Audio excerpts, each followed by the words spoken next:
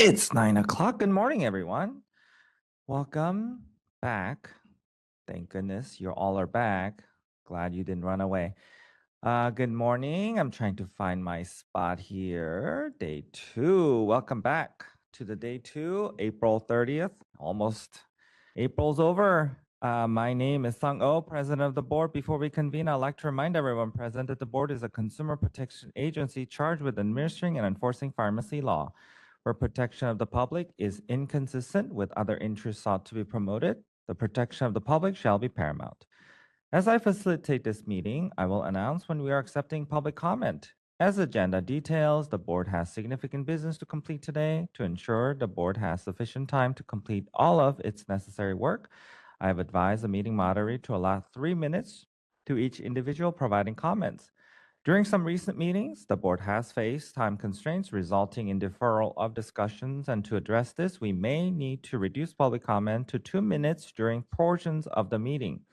If such action is necessary, I will make an announcement and advise the meeting moderator.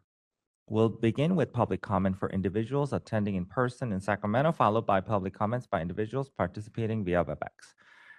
This approach is necessary to facilitate this meeting. Before we get started, I would like to ask the staff moderating the meeting to provide general instructions. Moderator. Hi, good morning. This is the moderator. If you would like to make a comment during the course of this meeting, you may look for the raise hand icon at the bottom of your WebEx screen. And if you are joining us on a mobile device, the hand icon may be behind 3 other options. If you're a call-in public member, you may press *3 to raise your hand. You'll have 3 minutes with a 10-second warning to make your comment.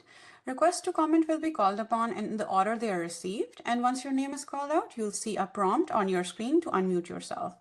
For public members joining us while dial-in, you can press *6 to unmute yourself. We'll be allowing only one public comment per agenda item per attendee, and we'll also be displaying instructions throughout. Thank you. Thank you, moderator. I'd also like to remind individuals participating in the meeting via WebEx that, consistent with the board's policy and with implementation of the board's new learning management system, pharmacists and pharmacy technicians attending the meeting via WebEx today may be awarded up to 6 hours of CE. Please review the information on the agenda and follow the instructions provided to ensure you're eligible. You'll be required to register through the board's learning management system, PharmEd. I would like to take a roll call to establish a quorum. Jesse Crowley. Licensee member present. Morning, Jesse. Trevor Chandler, I believe, is not joining. Renee Barker. Licensee member present. Good morning, Renee. Janet Dong. Public member present. Morning, Janet. Jeff Hughes. I don't think Jeff is joining. KK Ja. Present. Licensee member present. Thank you, KK. Claudia Mercado. Public member present. Thank you, Claudia. Would you mind just making an announcement about who's Yes, in the and room? I'm here by myself. There's nobody over the age of 18. Thank you, Claudia.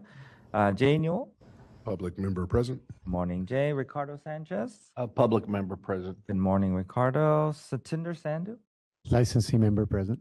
Thank you, Satinder. Maria Serpa. Licensee member present. Thank you, Maria. And Nicole Tebow. Licensee member present, and there are no persons 18 years or older in the room with me at this time. Thank you, Nicole, but hopefully your dog is there with you. A quorum has been established. I truly appreciate everyone's time and commitment to the board and California consumers. We have a very full meeting. I ask everyone participating today to be respectful of the work before the board. We encourage participation by members of the public throughout our meetings at appropriate times. The board respectfully requests that when comments are provided, they're done so in a professional manner consistent with how the board conducts its business. Before we move to the next agenda item, I would also like to remind members participating via WebEx to please remain visible on camera throughout the open portion of today's meeting. If you need to temporarily turn off your camera due to challenges with internet connectivity, please remember to announce the reason for your non-appearance when you turn off your camera. Agenda item 14, Enforcement and Compounding Committee Report. I'll now turn the meeting over to our Dr. Maria Serpa, Chairperson of the Enforcement and Compounding Committee. Maria, the floor is yours. Thank you, President O. On behalf of the committee, I'm pleased to provide the board with a summary of the committee's efforts at our April 16th, 2026 meeting. Thank you to my fellow committee members, Vice Chair Renee Barker, Jeff Hughes, Sung Oh, Ricardo Sanchez, and Nicole Tebow. First item is summary of discussion regarding and possible action to initiate a rulemaking to amend California Code of Regulations Title 16, Section 1711, related to quality assurance programs. Members, background material on this agenda item is provided in the meeting materials. As you may recall, the board approved to initiate a rulemaking on February 2024 to amend Section 1711 related to quality assurance programs. The rulemaking progressed through multiple comment periods throughout the fiscal year 24-25, during which board members discussed the importance of emphasizing a quality assurance program that requires systematic aggregate analysis of medication errors, and discussion was deferred to develop possible language to include this approach.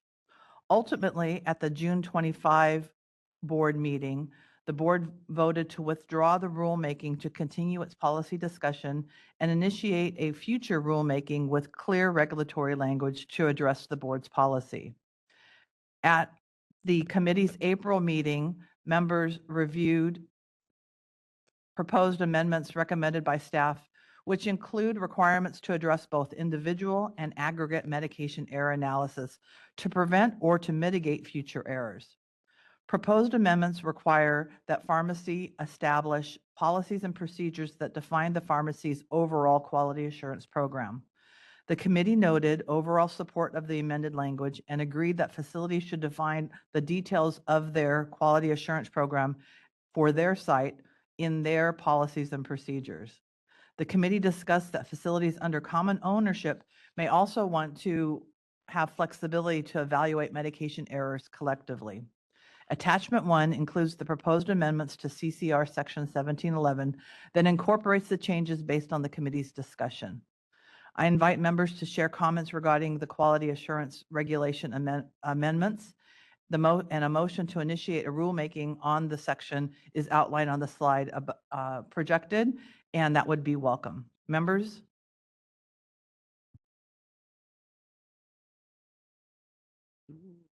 I have a comment, but I don't want to go first. So,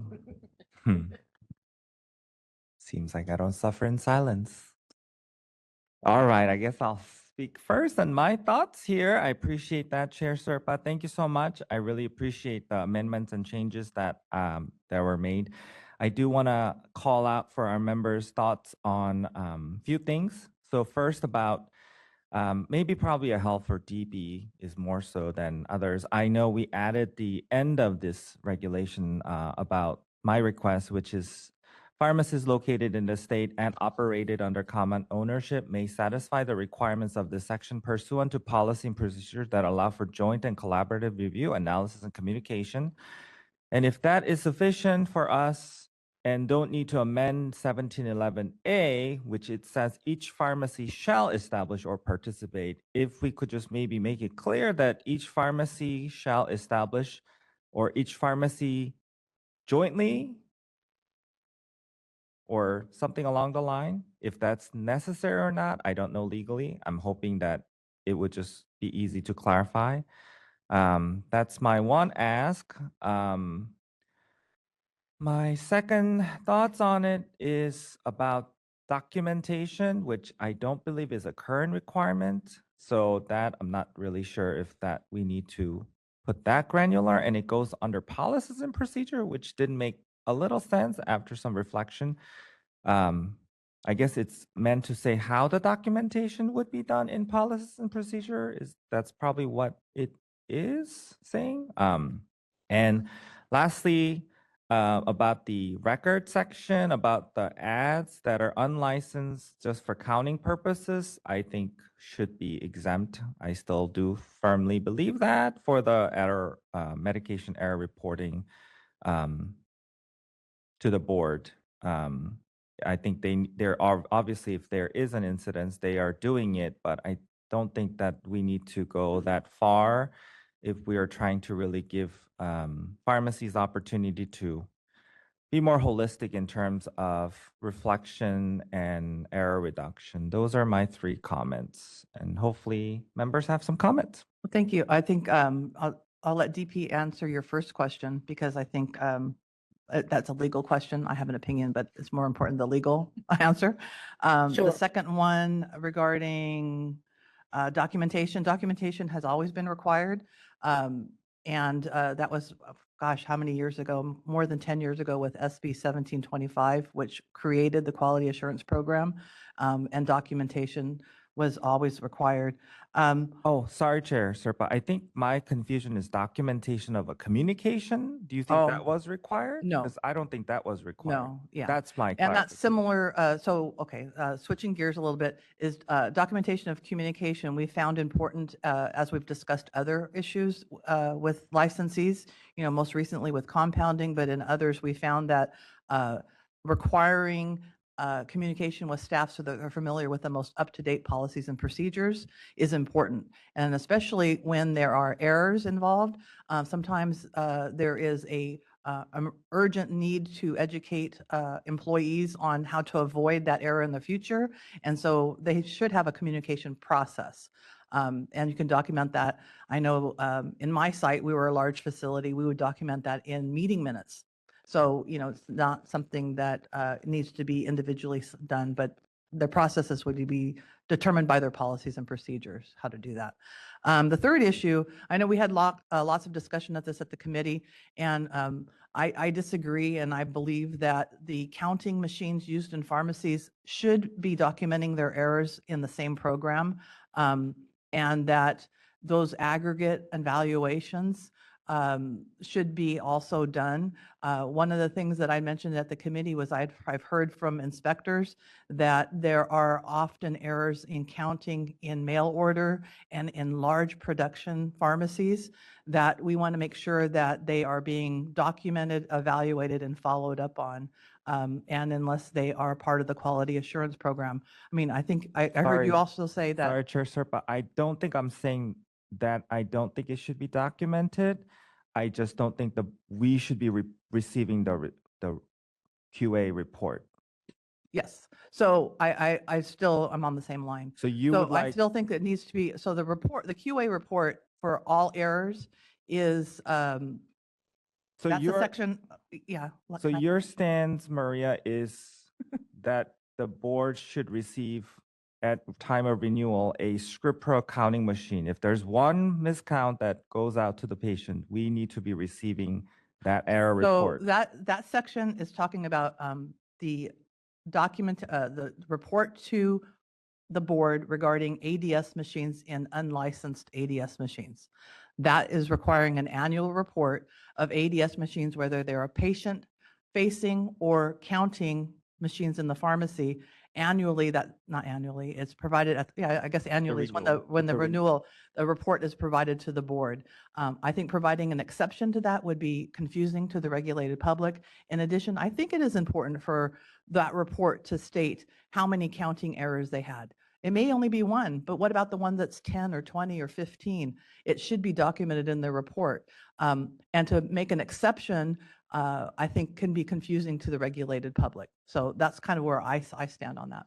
I would respectfully argue, I think that this regulation itself is not well understood by the regulated public. So I would respectfully ask if we could consider maybe this, I think, is a little bit too far in my opinion. I can tell you counting errors happen every day right now. At this minute, it's happening right now. Like it is happening. I know. Like, so I think that's a little Well, unreasonable to assume that like we have to be reasonable in terms of our expectations in like realistic versus unrealistic. Like, So I'm this- kind of, I can see that we need to have a discussion on that, but that actually is not one of the changes. That's current regulation, that we have an annual report for unlicensed ADSs. That's the current requirement that inspectors are ongoing trying to educate people about all of the requirements to report on that annual report.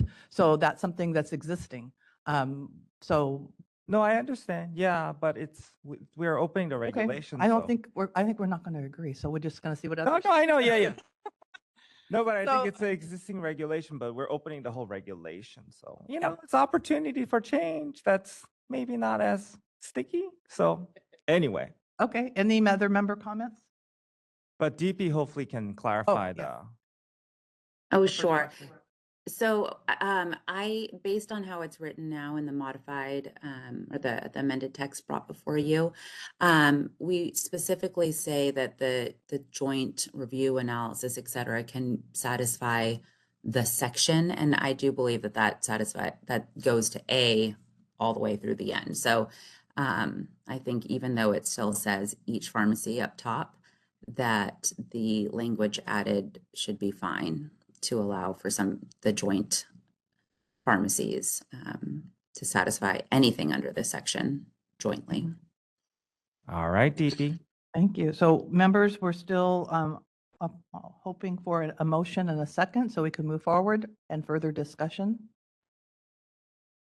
Well, if nobody makes a motion, I'm going to make a motion with my amendment. So I'm going to let others talk before. Before you do that, I would like to make the motion then, because I think we can continue to talk about that issue, but I would prefer not to confuse the regulated public by making significant changes that we already have problems with. Well, see, I'm arguing it. Sorry.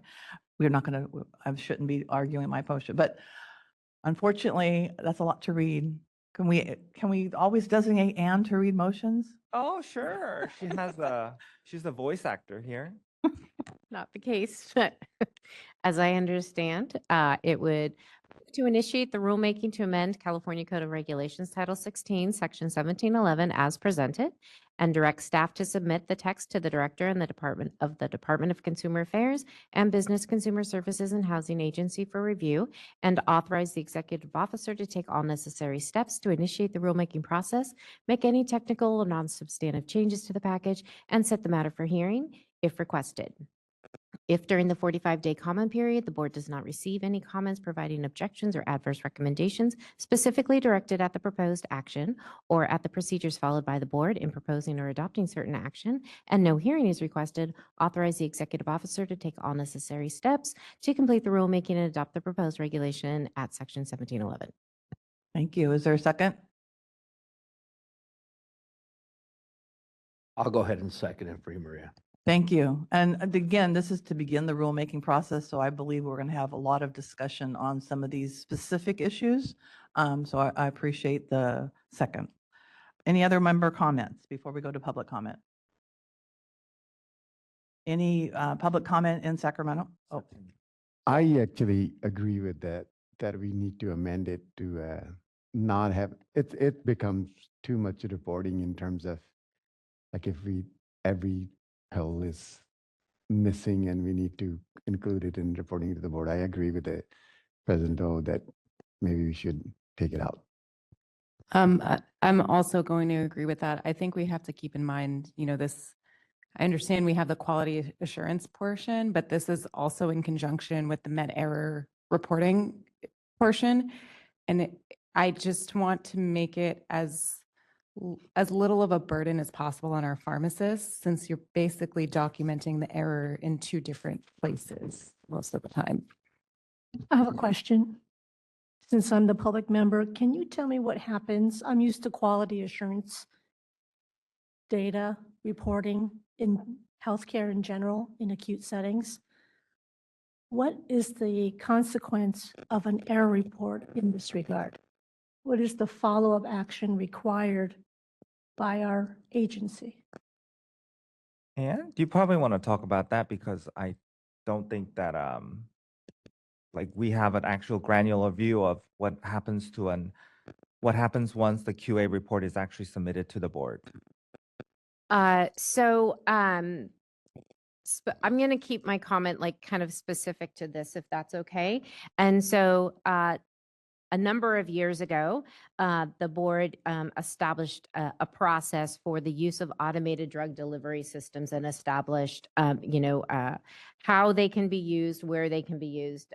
There's different kinds of technologies. And so as part of the implementation of that legislation, the legislature required the board to provide, a legislative report on things, about, potential new patient safety issues and those kinds of things stemming from the use. And I'm kind of oversimplifying, but hopefully you're picking up what I'm laying down.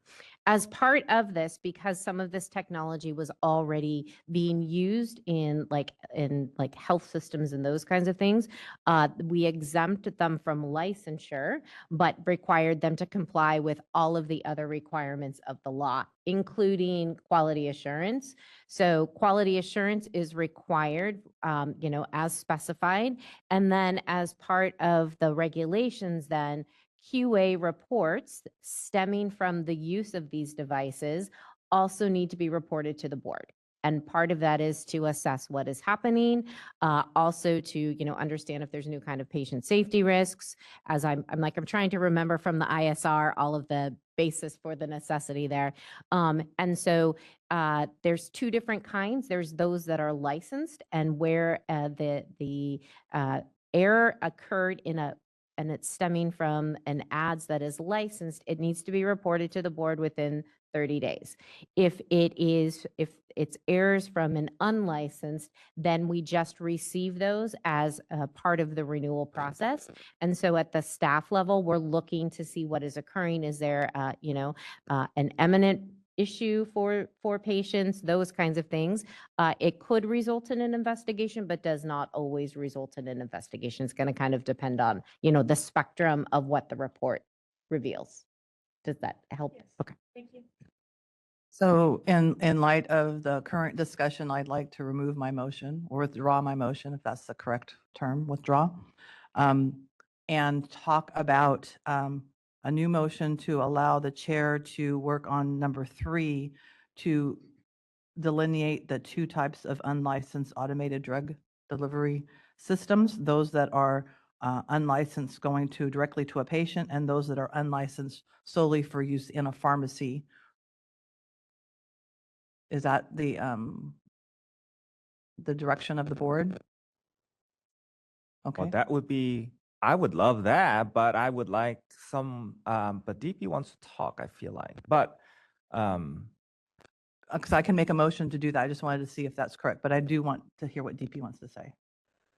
I'm sorry. I'm going back to the issue that you raised, President O, and I still stand by the statement I made that as written, I do believe that each pharmacy can still satisfy in a joint manner. But we had originally proposed internally that this added language be a separate subsection, and it's currently added into F under contracting. And I recall when we discussed this last time in the committee meeting, President O, you were making a distinction between this pharmacies operated under joint ownership as opposed to contracting with third parties. And the fact that you raised this question makes me, I would like to suggest that an option is also to take this added language and add it as a separate subsection after contracting. And it gives it more, it's more clear that this language is applicable to the full section of quality assurance and not any subsection, even though that is what we say. But I think that could add some clarity, just for your consideration. that would be great. Great, thank you. So taking in mind, I'm sorry, was someone talking? So taking in mind those 2 areas, I would like to make a new motion as presented on the screen, but it would change to consistent with the board's discussion and to consistent with the board's discussion, which would allow me to work with staff to make those changes before posting. That's my motion. Is there a second? Sure. Okay. Any other discussion by the board members? Thank you. Seeing none, we're ready with a motion and second on the floor. We're ready for discussion, public comment on the motion, beginning in Sacramento. Yay.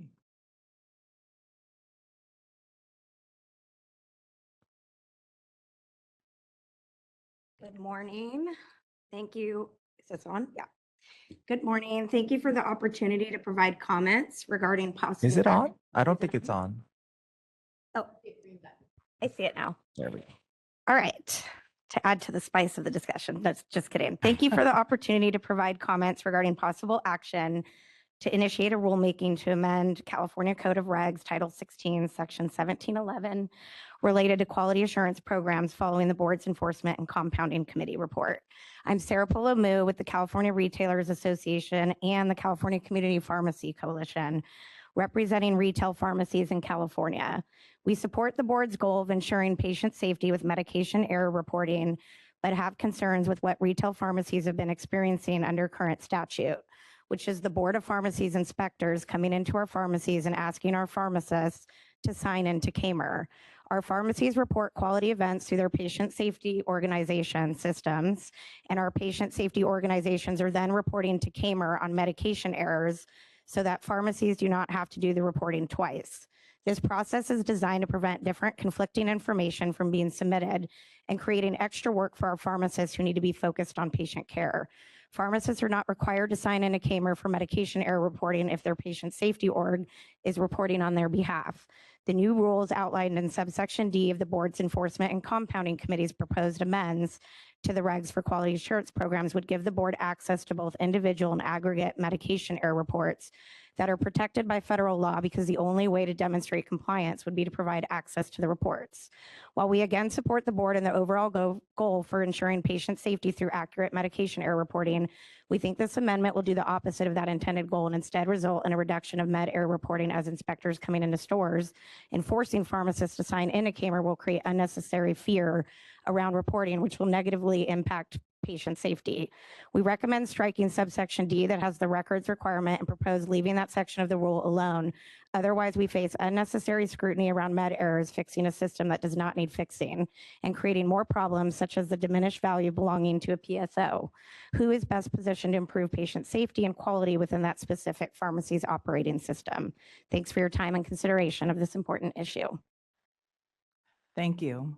I think one of the things that she addresses is kind of the elephant in the room, and that we do have two statutes, one for CAMER and one for quality assurance. And so there are two statutory provisions. Any other comments in Sacramento? Seeing none, we're ready for public comment for participants via WebEx. Moderator? This is the moderator. If you would like to make a comment on this agenda item, you may look for the raise hand icon at the bottom of your WebEx screen. Or if you are a call-in public member, you may press star 3 to raise your hand. You'll be given 3 minutes with a 10-second warning to make your comment. I do see a couple of comments. I'm going to take John, you're up first. You're going to see an unmute request on your screen. Please click on that to make your comment. Thank you.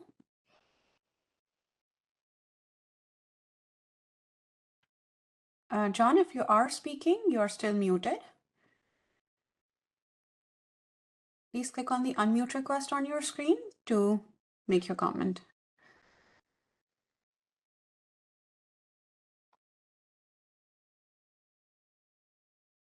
John, we still cannot hear you. If you are speaking, you are still muted.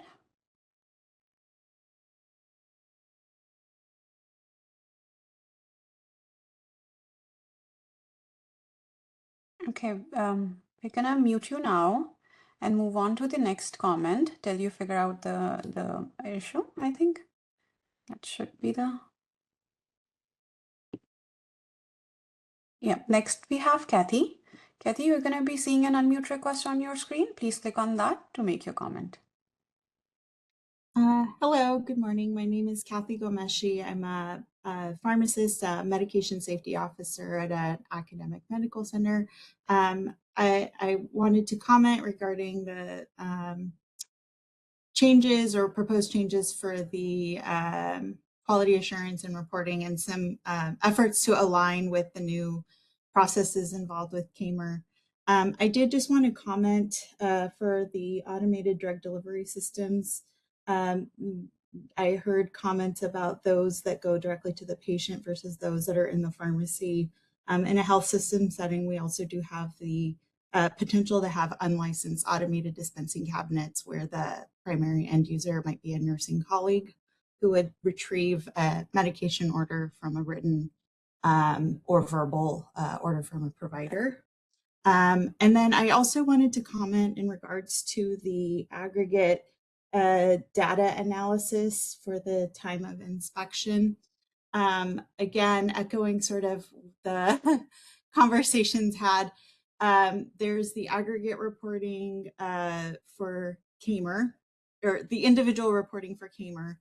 And then in the health system setting, we often do aggregate reporting for our California Department of Public Health med error reduction plan requirements. And so if there's any guidance, if each individual licensed pharmacy needs to have their own specific aggregate report for the annual trending versus if it can be encompassed in a health system-wide aggregate report and trending. From that regard, it allows for improved learning outside of individual pharmacy silos. So if there's any consideration for applicable pharmacies and the reporting requirements when taken in the context of a health system, that would be helpful. Thank you for the opportunity to comment. Thank you, Dr. Gomeshi. I think that that's a great question to ask the inspector when it comes to specifics. But just I can tell you that in my experience, I know that healthcare systems do an annual report for MERP, which is for CDPH, and that is an annual report. That's all I can say publicly, but I think that that specific question would be a good one to ask the inspector for your specific site. Thank you. Hi, this is the moderator. In the next comment, John, you're up again. You're going to be seeing an unmute request on your screen. Please click on that to unmute. Yep, thank you. Some reason the unmute didn't come up the first time, so appreciate it. Glad I could get back on to comment. Thanks for the opportunity to comment.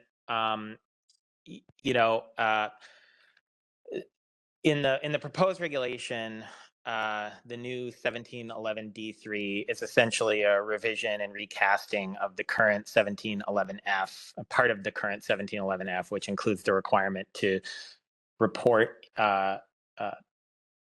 errors, quality assurance reports associated with non-licensed ADDSs to the board at the time of license renewal. And I'm really glad President O brought that up as an issue. And I'm also glad that Vice President Crowley kind of asked the question about, well, why is this necessary if pharmacies are already reporting medication errors into CAMER? And it sounds to me like the motion on the table is to kind of make a distinction between the unlicensed ADDSs that are within the four walls of the pharmacy and used for dispensing, essentially preparing medications to be dispensed to patients, and then unlicensed AUDSs, usually, right, Pyxis machines in the hospital, that are not subject to licensure but subject to other requirements of the ADDS statutes.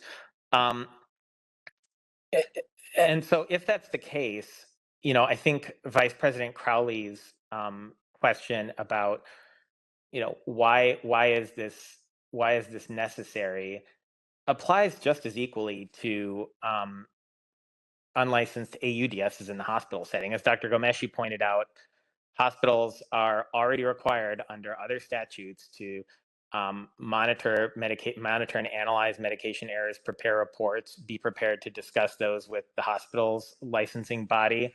So to the extent that there would be double work happening with CAMER reporting, that double work is also happening with AUDS devices. Also, and perhaps more importantly, we believe that the requirement to report these quality assurance reports to the board is inconsistent with the legislature's intent when they enacted Business and Professions Code Section 4427.8. The legislative history of the bill, which was SB 1447, clearly indicates that the legislature's intent in adding BPC 4427.8 was to compel the board to collect and present data to evidence the efficacy and need for licensing requirements for ADDS devices. It's unclear how receiving quality assurance reports for unlicensed ADDS has ever assisted the board in reporting to the legislature on the efficacy and need for continued licensing of ADDSs. That didn't come up. The need for continued licensing never came up in the Sunset Review report. So again, unclear how that relates to the actual legislative intent. The legislative history also indicates that the author's intention in bifurcating ADDSs into APDSs and AUDSs was to provide less stringent regulations in certain contexts, specifically hospital Pyxis machines and hospital devices within the healthcare setting. So thanks for the opportunity to comment and provide a little history on this. Thank you, Dr. Gray.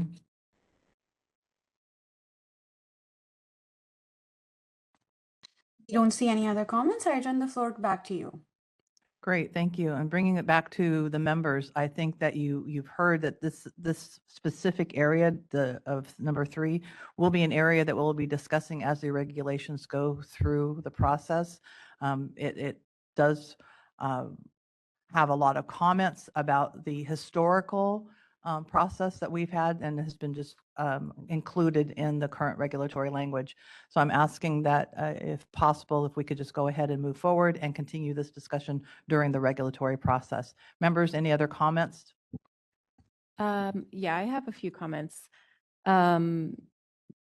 First was in regards to inspections, and I mean, I'm really not familiar, but I'm hoping that we don't require pharmacies to log into Kamer, because I know that each pharmacy does have its own process for how they report to the patient safety organization.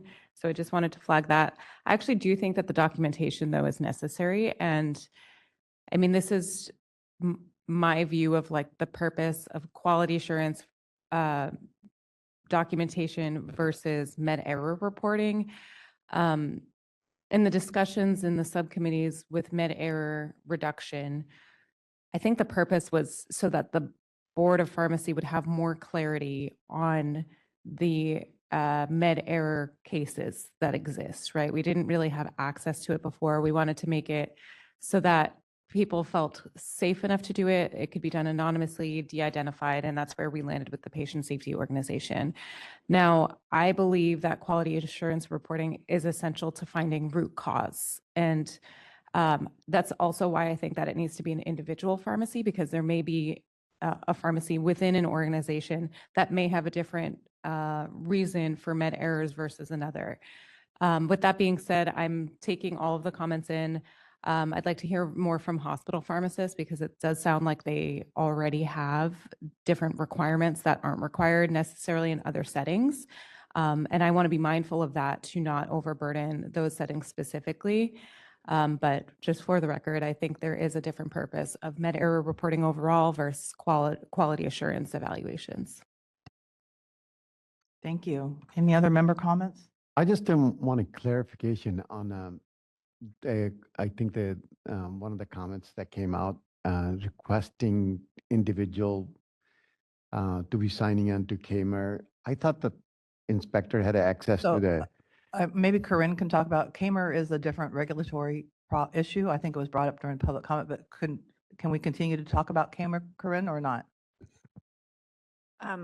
Yes, because it relates, I mean, I think you need to draw the distinctions between Okay, the two. thank you. I'm sorry, go ahead, Satinder. So yes, in that case, I was thinking like, wouldn't the inspectors, instead of having the pharmacist sign on and individually be able to have access to individual errors, they can have some sort of reporting. They can ask if I assume the inspector is checking that if the pharmacies are compliant with the reporting errors as required, wouldn't they be able to access that from that information from the asking the POS that board has a contract with? Anne can speak to the inspection process. So I guess I just want to say that like I'm feeling a little bit like we might be like heading into potential investigation-y kinds of areas. So generally, what I would say is the board inspector staff don't have access to Kamer, right? That's by design, right? We receive aggregate information from the entity that operates Kamer. So an inspector can't go into the Kamer system and look and see what's there. It was designed intentionally that way, right? Because that was the policy decision. I would maybe just, refer people back to kind of what the requirements are for maintaining records for compliance in the Business and Professions Code, specifically related to the Kamer. So I'm just saying that the pharmacy had a record that they did submit it and they have a confirmation, would that be sufficient? And, like instead of like signing in and trying to see if everyone was, Again, I'm a little bit hesitant Sorry. to state because, at times there are issues that the board is investigating at the staff level. And so I would, if I don't, I hope that you all are okay with this, but, while, sometimes we can talk about things generally, but as the questions get more specific, many times it's going to be very fact specific and case specific, given the circumstances of a specific investigation or inspection. And so I'm a little bit hesitant to say too much more. Sorry. Okay. Thank you so much. Appreciate it. Members, any other comments? Yeah, I have a comment. Yeah, I think as long as I think we're all on the same page that we need some more discussion and language around what is really required, possibly in which setting. And I like Dr. Gray's comment. I do think that possibly like getting down to the, like when you talk about ADDS, yes, but then there's the APDS. Okay, so very community. There's the AUDS, which tends to be the, like a inpatient in a pharmacy, right? Oh, and Or there's hospital. more. There's Hospital. more within Yes. those. Yes, right. So I'm just saying, so with that said, I also, I'm not sure that I agree, I think your comment to Dr. Gomeshi, I think that's the right, was that, there's in a hospital setting, institutional, like I'm used to, like there's large error reporting, robust review reports. I mean, there's daily review. I mean, there's just a lot of review. I know that probably doesn't exist everywhere, but I think we owe it to everybody to provide as much clarity as we can in these regulations, because I think the response that you have to ask the inspector what they want to see, I'm concerned with that, because Well, I think we've, My response was based on what I can legally say Yeah. to an individual site of what qualifies and what doesn't qualify. All I can do is read the regulation. I can't interpret the regulation for their legal standing. That was what I meant by, if they want more specific instruction, they may be able to get something from an inspector. But typically, to be quite honest, this is what we hear from our licensees too, is inspectors don't give legal interpretations either. So that's a very frustrating point for licensees when they want specific answers, and those specific answers has to come from their legal representation. All we can do is read the language. And so I tried to say that it's requiring an annual report. You have an annual report. That's all I can say. That's kind of what I said for the record. Okay. And then I guess, we've also heard, and I've personally experienced some variability sometimes in how inspections are conducted. And I think that was kind of the point. So if somebody's not sure based on the regulation, and then the one inspector comes and requires this, the next inspector comes and doesn't require that, but requires this other thing, and some nuances, then I think we could do better. So anyway, I just want to leave it with that, but I'm glad we're kind of moving forward here, and I think we'll have some better discussions and clarity. Those are all really good points. I'm looking forward to continuing this discussion. I know this will be discussed at future meetings, probably a couple future meetings. Members, anything else before we vote on the the motion that says that will be the language will be, I'm trying to find the word here, consistent with the discussion. So they submit the text that will be consistent with the board's discussion. That's the current motion. I just wanted to add, I think I'm just hearing different viewpoints still from the board, so I'm not even sure where our discussion has landed overall. I personally don't think we're ready yet to move to rulemaking until we kind of come to a consensus, but maybe I'll be wrong with the vote, but we'll see. So do you want me to repeat the 3 areas that the board has asked to make adjustments? That would be helpful, so we know specifically what we're voting on, I guess.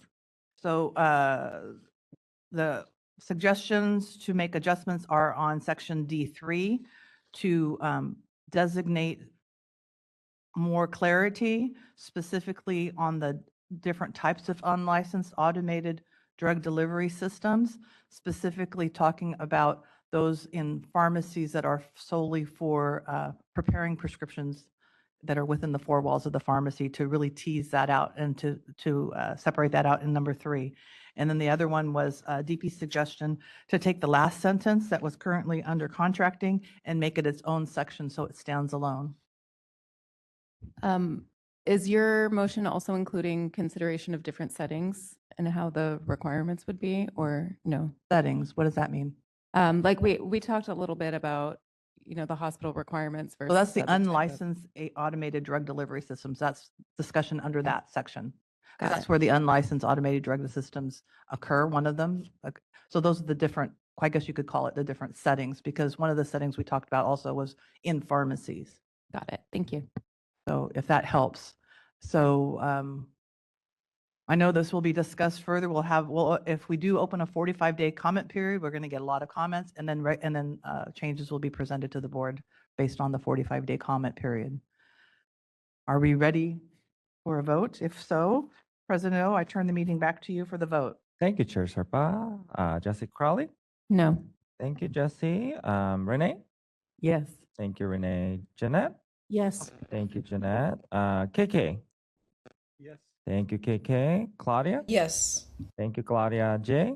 Yes. Thank you, Jay. Ricardo. Yes. Thank you, Ricardo. Satinder. Yes.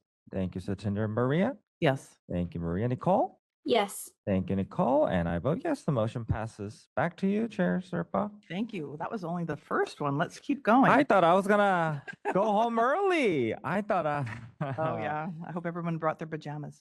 Yes. Second item is discussion and the summary of discussion and possible action regarding frequently asked questions related to medication error reporting requirements pursuant to Business and Professions Code 4113.1. Deja vu. Background information on this agenda item was provided in the meeting materials. Staff proposed updates to the FAQ based on questions raised by the regulated public. Specifically, question number 9 was added related to infusion center pharmacies and camera reporting requirements to provide clarification. The committee agreed with this addition. As a reminder, the board is also in the process of reorganizing and reformatting how the board delivers FAQs on its website. As a part of this reformatting, the FAQs will be categorized by topic or subject matter in the future. For example, medication error reporting or inventory reconciliation, those types of topics and subject matters with all the FAQs under the subject matter. Currently, some FAQs are presented and grouped together based on a specific piece of legislation. For example, AB 1286 has many different subjects and all the FAQs are lumped under there, making it difficult to find. This multiple topics are commingled in one document, and we've heard from regulated public that it is challenging to find the topics when they're commingled in such a way. In the future, the FAQs will be separated out by topics. You will note that the recommended addition, this one going back to what we're talking about right now, the recommended addition, that is the new question number 9, is in the medication error section of what was previously a commingled AB 1286 FAQ. In addition to adding question number 9, staff also recommend that the board delegate the authority to the committee chair to finalize the technical changes that will facilitate the transition to the new FAQ format and organizational structure discussed in the chair report.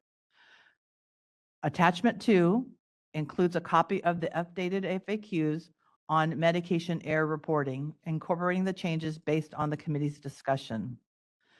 As we open for member comments, a motion would be welcomed as displayed on the slide to approve the updated FAQs and to delegate to the chair to finalize the technical or non-substantive changes to facilitate the transition to the new FAQ formatting and organizational structure. It's a mouthful there. Members, any comments? And I would appreciate a motion. Thank you, Chair Serpa. I'm happy to make a motion, but my only ask is if I could also be delegated with you, because my OCD has been bothering Anne for the last 4 months of what I'm hoping to accomplish in that process, and I've already been working with her on that. So I would like to be delegated along with you in that FAQ development I have a better idea. process. That I delegate it to the president and the chair is not involved. That's better for me. I'm all ears, You but okay? Yeah, Yeah. it's just I've been bothering her on No, the and I think, side yeah, and about. I think that that sounds better, especially since there's no need for both of us to be there. I think that, you know, and it's important for you to be there. So I'd be happy to step back and to Oh, delegate to the okay. president. Well, sure, I can make the motion. So move with that amendment if the members are agreeable. I just so everybody knows, I have been working with Ann behind the scenes on hoping the framework already of what the FAQ would look like so that it can be searchable by topics and has a date stamp on when the question we approved is in consistent format, not like April 20, you know, it's all very organized. The So, pharmacy world loves that. oh, I know. And my OCD is out there. So that's the hope. So you made a motion, right? Yes. Do we have to read it? Yeah, if you could read it and Oh, sure. because you didn't specify. Approve on the the- updated FAQs as presented, delegate to the president to finalize technical non-substantive changes that will facilitate the transition to the new FAQ formatting and organizational structure. Do we have a second? I'll second. Oh, thank you. Okay, there's, what? Who was first? Renee was? Okay. With the motion and second on the floor, I now open the members, do we have any further comments before I move on? Okay, well, I think we're ready for public comment. Is there public comment in Sacramento? Seeing none, I think we're ready for public comment via WebEx. Moderator, we're ready for WebEx. Hi, this is a moderator. If you would like to make a comment, please click on the raise hand icon on the bottom of your WebEx screen. And if you are a call-in public member, you may press *3 to raise your hand. You'll see a prompt on your screen to unmute yourself. Please click on that to make your comment. John, you are first. You're going to be seeing a request on your screen. Please click on that to make your comment. Thank you. Yes, thank you. Good morning again. John Gray, registered pharmacist with Kaiser Permanente. Thanks for the opportunity to comment. So new question number 9 states, if an infusion center pharmacy dispenses drugs to outpatients for administration and neither of the two exemptions are met, then the pharmacy is required to report medication errors to CAMER. The FAQ also references the statutory definition of the term dispense, which means the furnishing of drugs or devices pursuant to a valid prescription. And furnishing is defined in BPC 4026 and means to supply by any means, by sale or otherwise. Therefore, if one were to substitute the word furnish for dispense and make the answer to question number 9 of the FAQ a negative, the statement would say, if an infusion center pharmacy does not supply drugs to outpatients for administration, then the pharmacy is not required to report medication errors to CAMER. Therefore, consistent with the statute, the requirement to report to CAMER hinges on whether the pharmacy furnishes or supplies drugs to, the keyword being to, patients. Thanks for the opportunity to comment. Thank you. See no other comments. I return the floor back to you, Chair. Members, any further comments?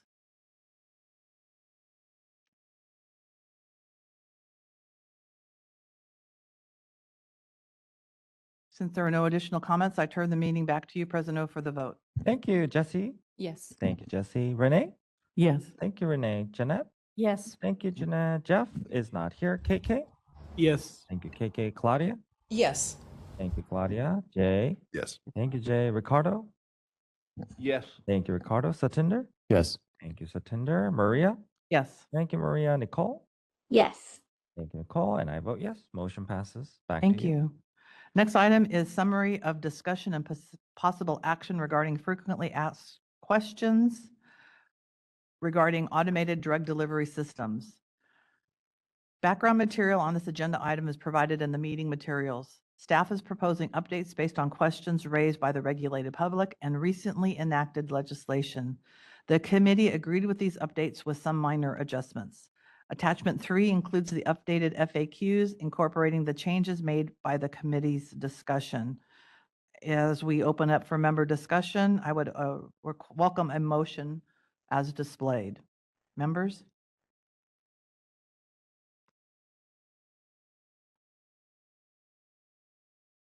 So move. Um, As I'm sorry, either as presented. As presented. Okay, thank you. Is there a second? This is Nicole. I'll second. Thank you. Any other member discussion? With the motion and second on the floor, we're ready for public comment. Any public comment in Sacramento? Seeing none, moderator, we're ready for public comment via WebEx. Hi, this is a moderator. If you would like to make a comment, please click on the raise hand icon at the bottom of your WebEx screen. And if you are on a call-in public member, you may press *3 to make your comment. We are displaying instructions and we'll give you a moment.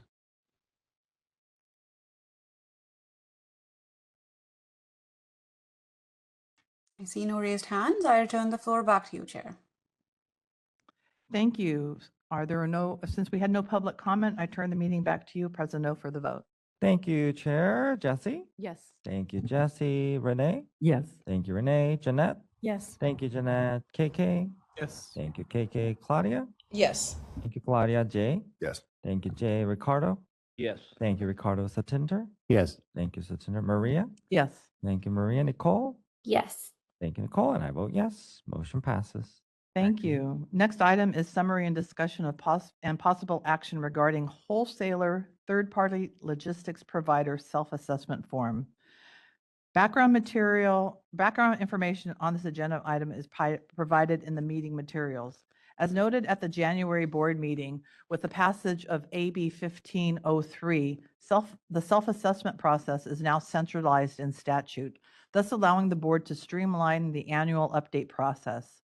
As a reminder, the board is taking this opportunity to not only update the contents of each self-assessment form to reflect new laws and regulations, but also to revise the format of all self-assessment forms for ease of use by regulated public.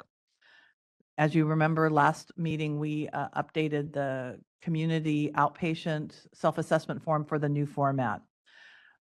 The committee agreed with the updates of the wholesaler third-party logistics provider self-assessment form and asked staff to send a subscriber alert to designated representatives to solicit comments on the updated form before this meeting. Attachment 4 includes a copy of the updated wholesaler third-party logistics provider self-assessment form.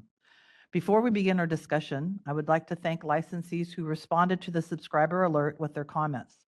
As a result of their comments, I suggest that we update the wording on page 2 from VAWD accreditation to the updated nomenclature of NABP accreditation.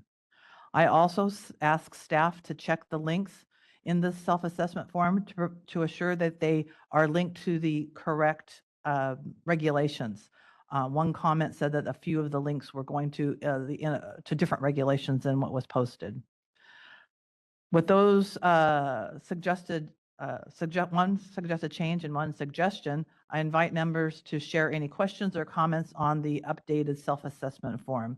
A motion to approve the form is also provided on the slide. Thank you. Members?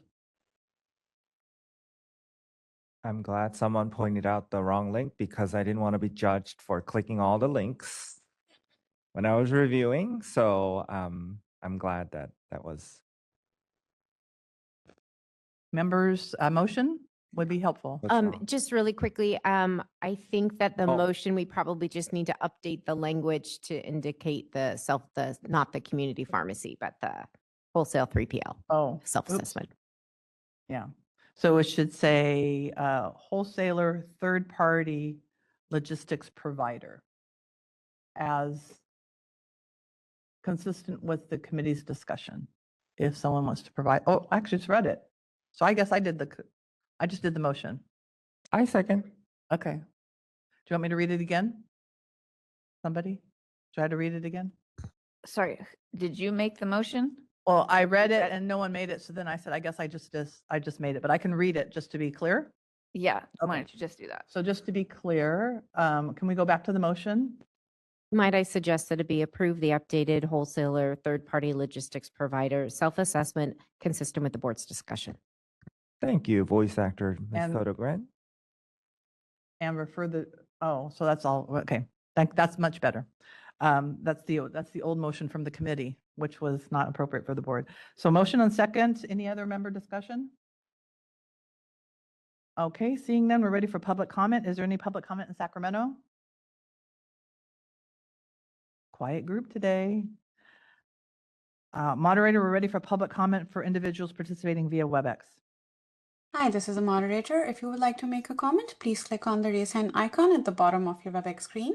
And if you're a dial-in public member, you may press *3 to raise your hand. We are displaying instructions and we'll give you a moment.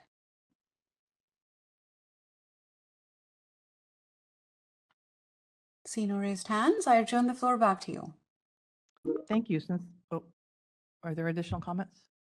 I thought I heard a No, voice. there are none. Since No, there are there no additional, I don't know if I hear a voice. No? Okay. I'm hearing things. President O says the OCD and I'm hearing things. Thank you. Since there are no additional comments, I turn the meeting back to you, President O, for the vote. Thank you, Chair Serpa. Jesse, how do you vote? Yes. Thank you, Jesse. Renee? Yes. Thank you, Jeanette? Yes. Thank you, KK? Yes. Thank you, Claudia? Yes. Thank you, Jay? Yes. Thank you, Ricardo? Thank you, Satinder? Yes. Thank you, Maria? Yes. Thank you, Nicole? Yes. Thank you, and I vote yes. Back to you. Thank you. Next item is summary of discussion and possible action regarding surgical clinic self-assessment form. Members, background information on this agenda item is provided in the meeting materials. The committee agreed with the updates to the surgical clinic self-assessment form with some minor adjustments. After the committee meeting, a subscriber alert was released to pharmacists to solicit comments on the updated form before this meeting. Attachment 5 includes a copy of the updated surgical clinic self-assessment form incorporating the changes based on the committee's discussion. Again, before we begin discussion, I'd like to thank licensees who responded to the subscriber alert with their comments. As a result, I'm suggesting adding the words, quote, if applicable, unquote, quotes are not necessary. I'm just quoting that, those are the two words, to the request for a license number of the clinic administrator. So just to be clear, I'm suggesting that we add under the clinic administrator information, license number would be if applicable. Members, with that suggestion, I open it up for discussion and a motion would be welcome.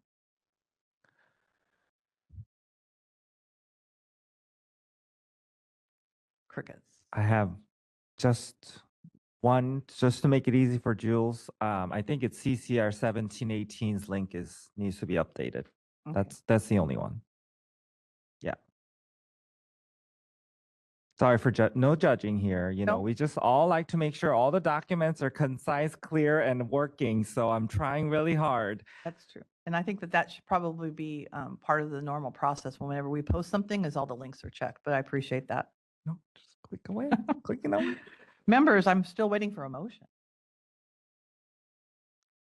Okay. Oh, go ahead. Need a motion? I'll make the motion. So Ricardo makes the motion. Ann, can you read it? Approve the updated surgical clinic self-assessment consistent with the board's discussion. Is there a second? I'll second. Oh, thanks. Satinder can second. Yeah. Oh, thank you. With the motion and second on the floor, are there any further member discussion? Seeing none, we're ready for public comment. Is there any public comment in Sacramento? I thought Sean was coming up to comment.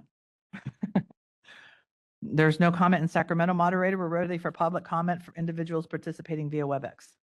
Hi, this is a moderator. If you would like to make a comment, please click on the raise hand icon at the bottom of your WebEx screen. And if you're a call-in public member, you may press *3 to raise your hand.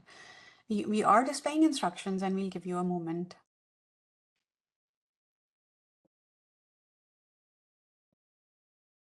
See no comments, I return the floor back to you. Thank you. Since there were no public comments, President O, we're ready for the vote. Thank you, Jesse. Yes. Thank you, Renee. Yes. Thank you, Jeanette. Yes. Thank you, KK. Yes. Thank you, Claudia. Yes. Thank you, Jay. Yes. Thank you, Ricardo. Yes. Thank you, Satinder. Yes. Thank you, Maria. Yes. Thank you, Nicole. Yes. Thank you, and I vote yes. Motion Great. passes. Thank back to you. Next item is summary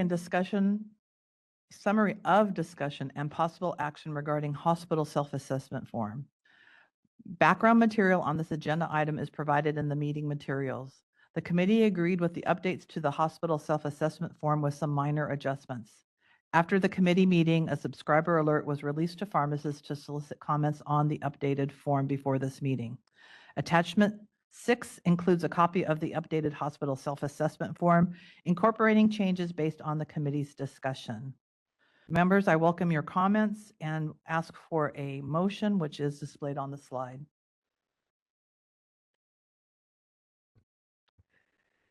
Just looking at this, it's like again, with this update of the format for all the self-assessment forms, it's really a thing of beauty and usefulness.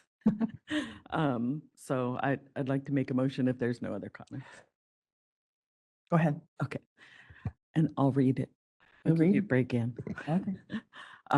Approve the updated hospital self-assessment as presented. Thank you. Is there a second? It's a short. Oh God, don't hate me. Oh, you were too late. I'm Okay. sorry. I just have one comment about this, what we talked about during the meeting. Do we have any resolution to 11167.5? That was changed. Oh, we are changing. So we're Changed, consistent with our discussion. okay. Okay. So we're okay. Sorry, I missed that. Okay, thank you. Oh, sure, I'll second it. Yes. Thank you, Why President not? O. With the motion and second, is there any further member discussion? Seeing none, we're ready for public comment. Is there any public comment in Sacramento? I see hospital people out there. Wow. Seeing none in Sacramento, I'm ready for we are ready for public comment via WebEx. Hi, this is the moderator. If you would like to make a comment, please click on the raise hand icon at the bottom of your WebEx screen. And if you are a call-in public member, you may press *3 to raise your hand. We are displaying instructions and we'll give you a moment.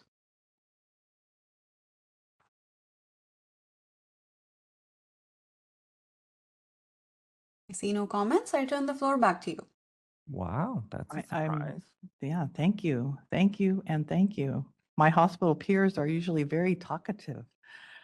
Since we have no public comment, President O, I turn the meeting to you for the vote. Thank you, Chair Serpa, but also to the regulated public, friendly reminder, it is really easy to amend these forms now. So we can always change if anything comes up. So Jesse? Yes. Thank you, Renee? Yes. Thank you, Jeanette? Yes. Thank you, KK? Yes. Thank you, Claudia? Yes. Thank you, Jay? Yes. Thank you, Ricardo? Yes. Thank you, Satinder? Yes. Thank you, Maria? Yes. Thank you, Nicole? Yes. Thank you, and I vote yes. Motion passes. Thank you. Last item for my report is summary of discussion of enforcement statistics. The meeting materials include a summary of enforcement statistics through the third quarter of fiscal year 25-26. The board initiated 2,863 complaints and closed 2,185 investigations. As of April 1st, 2026, the board had 2,136 field investigations pending. Materials provide a breakdown of the average time frame for the various stages of field investigation process. Attachment 7 includes the enforcement statistics. Members, I welcome your thoughts on the statistics.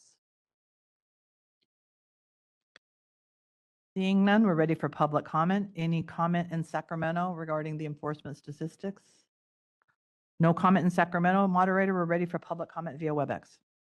Hi, this is the moderator. If you would like to make a comment on this agenda item, you may press raise hand icon at the bottom of your WebEx screen. And if you're a public member joining us by calling, you may press *3 to raise your hand. We are displaying instructions and we'll give you a moment.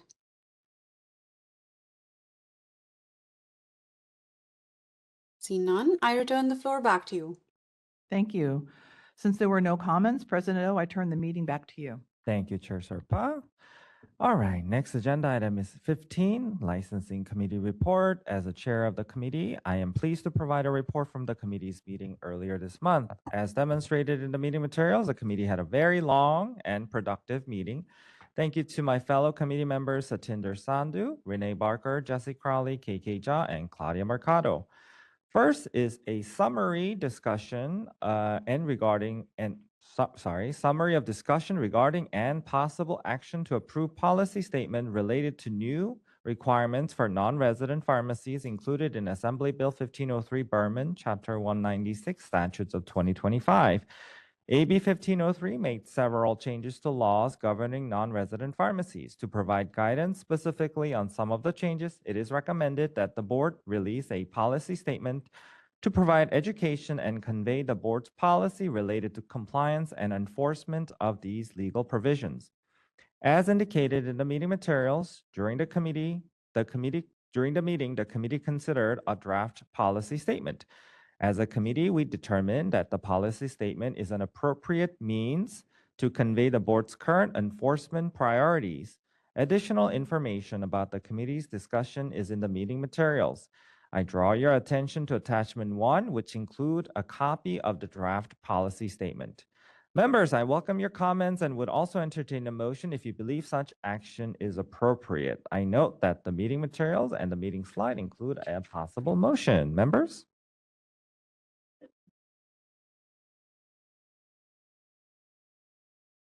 Can we have a side effect for crickets here? Like nobody's talking today. So where are we? I'll go ahead and make the motion. Oh, thank you. Go ahead. Oh, sorry. Make the motion, but that's okay. Go ahead. I make the motion to approve the draft policy statement as presented. Thank you, Satinder. Do we have second? Thank you, Ricardo. Any other member comments? President O, I'm sorry, I can't hear when Ricardo speaks. I'm not sure if their microphone is working. Oh. It kind of gets stuck. There's no monitor or anything. Can you hear, Nicole? Yeah. It you hear was me? going in and out. It sounded staticky. I don't know if Claudia's hearing the same thing. Can you hear me? I can hear Now you. I can, yes. Oh, there you Okay, good. I'll just get closer to the mic. Okay, thank you, you. Ricardo. Thank you, Nicole. Okay, no other member comments. We're ready for public comment in Sacramento. Hello, hello. Oh, finally. My goodness. I think this is the right time. Oops. Good morning, everybody. Lori Wamsley on behalf of Walgreens. As you are contemplating the FAQs around the non-resident provisions, there has been a concern around some of our licensed facilities out of state not being able to obtain a California licensed PIC due to the testing windows and those kinds of things. So some direction on how you expect pharmacies to operate if we don't have a PIC by the July 1st date specifically. So will the licenses remain in place? Will the licenses go on hold? Obviously, all the facilities are working towards that, but I do think that there will be some facilities that won't have somebody in place by the July 1st date. So thank you. Thank you, Lori. I will address your comment after we're through all of our public comments. Anyone in person, Sacramento? Not an enthusiastic group in here today, so we're moving to WebEx. Hi, this is the moderator. If you would like to make a comment, please click on the raise hand icon at the bottom of your WebEx screen. And if you're a dial-in public member, you may press *3 to raise your hand. We are displaying instructions and we do have a comment. Constance, if I'm pronouncing it right, you're going to be seeing an unmute request on your screen. Please click on that to make your comment.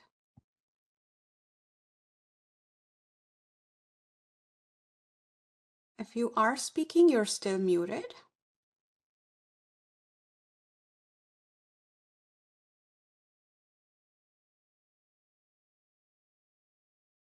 If you are speaking, we still cannot hear you.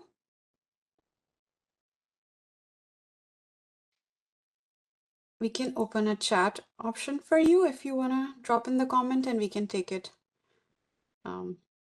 later. Let me open up the chat if you want to put your comment there.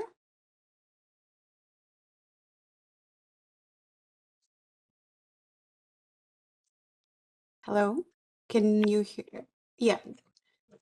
Okay, great. Hi, we're calling in from Colorado. We service about 2,500 of the California participants out of our site that are the frail and vulnerable geriatric population.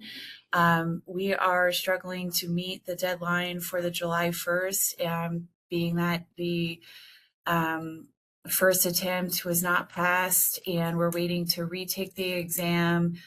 We have a few people who had delayed approval of their application, and we are hoping to pass with a June testing window. However, it does take about 3 weeks to get the results, and so we're very concerned that we're not going to be able to process the PIC paperwork even for the July deadline. So I would ask for consideration just for an extension for the non-residency states. And, you know, we did begin processing this application work in January, testing in March, and then again, having to do a reattempt. So I think that there's, you know, an at-risk for the participants that we service, and also an influx of prescriptions that are going to hit the pharmacies locally in California if we're not able to meet this in a timely manner. Again, I think 6 months was a little short notice, and would just ask for potential another 6 months to make sure that that is met. If not, you know, 3 to 6 months to be fair, being that we don't have locally a lot of California licensed pharmacists here. Thank you so much. Thank you for the comment. And next up, we have Thompson. Thompson, you're going to be seeing an unmute request on your screen. Please click on that to make your comment. Good morning. Can you hear me okay? Yes, please go ahead. Oh, great. My name is Thompson George. I work at the Abbey Pharmacy Solutions Pharmacy in Illinois. Yes, along these comments, you know, we have multiple pharmacists who are attempting to take the exam. What we're seeing turnaround time is if, for example, a pharmacist took the exam in February, they may not be able to retake the exam until May. So we are definitely trying our best. We do service lower income patients with specialty medication complex needs in the state of California. Those who cannot afford medication under normal insurance, they use our pharmacy to provide medication at lower cost so that we can properly support their complex disease state. So we're trying our best to support. Would appreciate any additional conversation on this topic so we can continue to maintain access or have these patients have access to these critical medications. For reference, I will say that Illinois had a similar requirement that did go into effect this year as well. And while the original requirement, let's just say, was part of a January 1st requirement, they did allow pharmacies to continue to ship until their next renewal, as long as that they were showing good faith that they were attempting to meet the requirement. Thank you for your time. Thank you for the comment. Next up, we have Biho. Biho, you're going to be seeing the unmute request on your screen. Please click on that to make your comment. Thank you. Thank you. Yes, I'm calling from, my name is Ben Ho, calling from Lee Med Pharmacy. We have 2 non-resident locations that we currently service rare diseases, patients with rare diseases and such. And at this point, we are diligently, our pharmacists are diligently trying to get the pharmacy license to be the PIC. And I'm going to resonate what everyone else has been saying. We're going through the same issues at this point, and the uncertainty of if not getting the license is a big concern. And what would happen if there is a delay? That's part of the. That's my question too. Thank you. Thank you for the comments. Have no other comments. I turn the floor back to you, Mr. President. Oh, we have Anna. We have another one just now. Anna, you're going to see an unmute request on your screen. Please click on that to make your comment. Hello, everyone. My name is Anna Molina, and I work for ProCare Pharmacy Care. We are a PBM-owned pharmacy, and we're non-dispensing. So I have emailed the board asking if we need to have a pharmacist needed to be licensed in California, since we do not dispense any drugs, nor do we ship. We have a shared service agreement with another pharmacy that ships meds for us, and they will have a pharmacist license in California. So that's what I wanted to get clarified. Thank you. Thanks for the comment.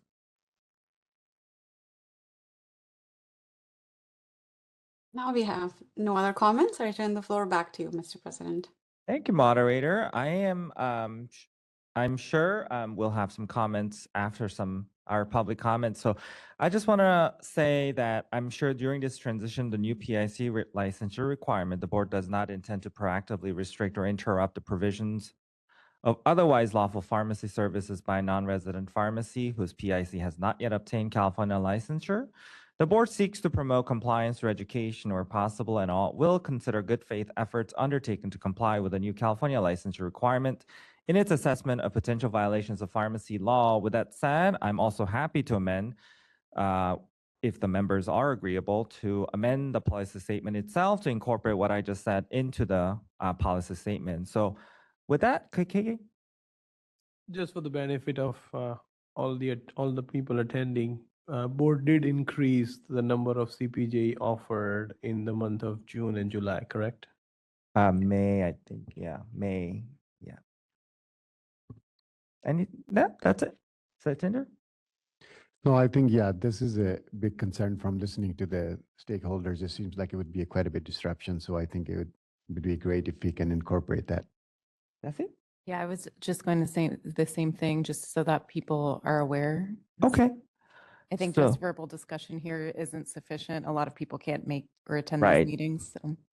So we are also planning to release what we adopt today into all subscriber alerts, is my understanding, right, Ms. Sodergren? And I mean, if we don't, we can, I'm sure, make that happen. Yeah, so we'll send it out through the subscriber alert system and then continue the direct email communications with the non-resident pharmacies as well. And Maria? Oh, okay. All right, so who made a motion? Satinder, would you be okay amending the motion to incorporate the statement that I said, which is during the transition? I don't have to hopefully repeat. I think we got the gist of it. I can repeat. During the transition to the new PIC licensure requirement, the board does not intend to proactively restrict or interrupt the provision of otherwise lawful pharmacy services by a non-resident pharmacy whose PIC has not yet obtained California licensure. The board seeks to promote compliance through education where possible and will consider good faith efforts undertaken to comply with the new California licensure requirement in its assessment of potential violations of pharmacy law. Yes. I second that. Though you made a motion. Oh, yeah, Are you sorry. okay? Yeah, Okay. I'm okay with that. Okay, Yeah. incorporating that into policy statement. Okay. And who was the second? Was it Ricardo? Okay. Okay, Ricardo? All right, thank you. Thank you, sir. All right, members, any other comments? Jeanette? Oh. No? Okay, we're ready for public comment again in Sacramento. Hope that works, Lori and other folks. Okay, thank you. And we're ready for public comment in WebEx. I'm sorry, I don't think I can address the question from Ms. Molina, though. We don't usually do question and answer anyway, but that is way complex legal question that I hope you consult your attorney. But anyway, we're ready for public comment in WebEx. Hi, this is the moderator. If you would like to make a comment, please click on the raise hand icon at the bottom of your WebEx screen. And if you're a dialed-in public member, you may press *3 to raise your hand. We are displaying instructions and we'll give you a moment.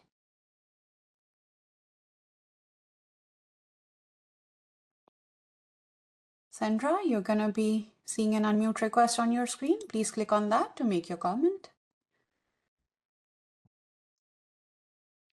Hi, thank you so much. My name is Sandra. I work at Alto Pharmacy. My question is regarding the proposal about the mail order designation for pharmacies that conduct a certain percentage of deliveries. I'm curious how. So sorry, Ms. Sandra, I believe that's on the different agenda item. We have that discussion coming up. So I just want to make sure that that's, yeah. I'll hold. Thank you. Okay.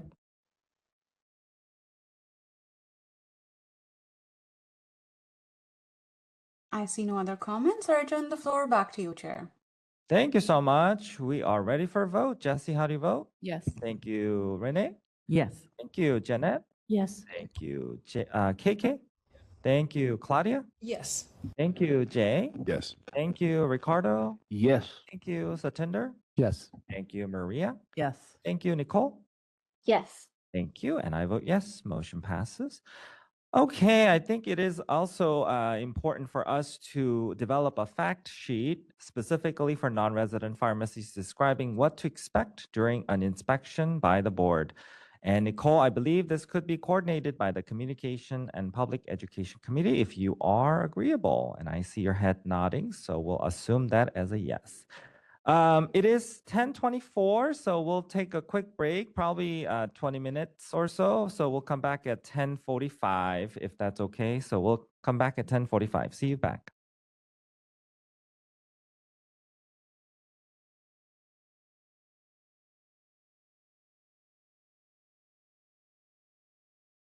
Present. Thank you, Jesse. Where is Renee? Oh, there she is. Oh, sorry to interrupt, Miss Sotogran. Sorry. Renee. Present. Thank you, Jeanette. Thank you, KK. Thank you, Claudia. Present. Thank you, Jay. Present. Thank you, Ricardo. Thank you, Ricardo Satinder. Present. Thank you, Maria. Present. Thank you, Nicole. Present. Thank you. And I'm here. Next is summary of discussion regarding and possible action to approve frequently asked questions related to digitizing pharmacy records consistent with Business and Professions Code Section 4105. You may recall one of the implementation activities related to Assembly Bill 1503 was to develop FAQs related to the new provisions for digitizing pharmacy records. During the committee meeting, members considered 4 possible FAQs, or questions, not 4 separate FAQs. These questions are included in the meeting materials. As a committee, we believe the questions and answers are appropriate. Members, I welcome your comments and would entertain a motion if you believe such action is appropriate. I note the meeting materials and meeting slide include a possible motion. Members?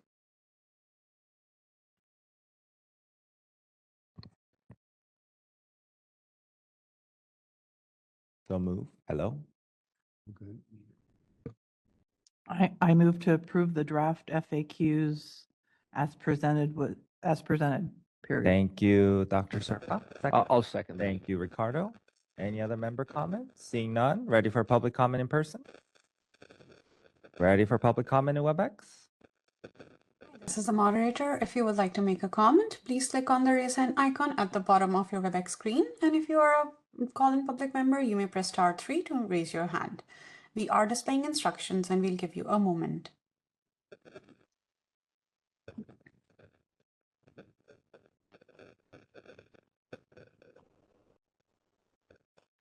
See no comments. I turn the floor back to you, President O. Thank you. Ready for vote. Jesse? Yes. Thank you, Renee. Yes. Thank you, Jeanette. Yes. Thank you, KK. Yes. Thank you, Claudia. Yes. Thank you, Jay. Yes. Thank you, Ricardo. Yes. This noise. Satinder. Yes. Thank you, Maria. Yes. Thank you, Nicole. Yes. Thank you, and I vote yes. Motion passes. Next is, oh my God, what's going on here? Okay, all right. Oh, thank you, Cesar. Thank you. Saw a lot of, thought AI was taking over for a second. Whew.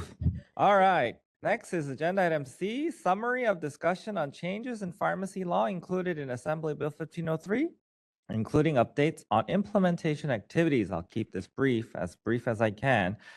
As a reminder, Governor signed the board's sunset measure on October 1st, 2025. With this action, significant changes to pharmacy law became effective January 1st, 2026.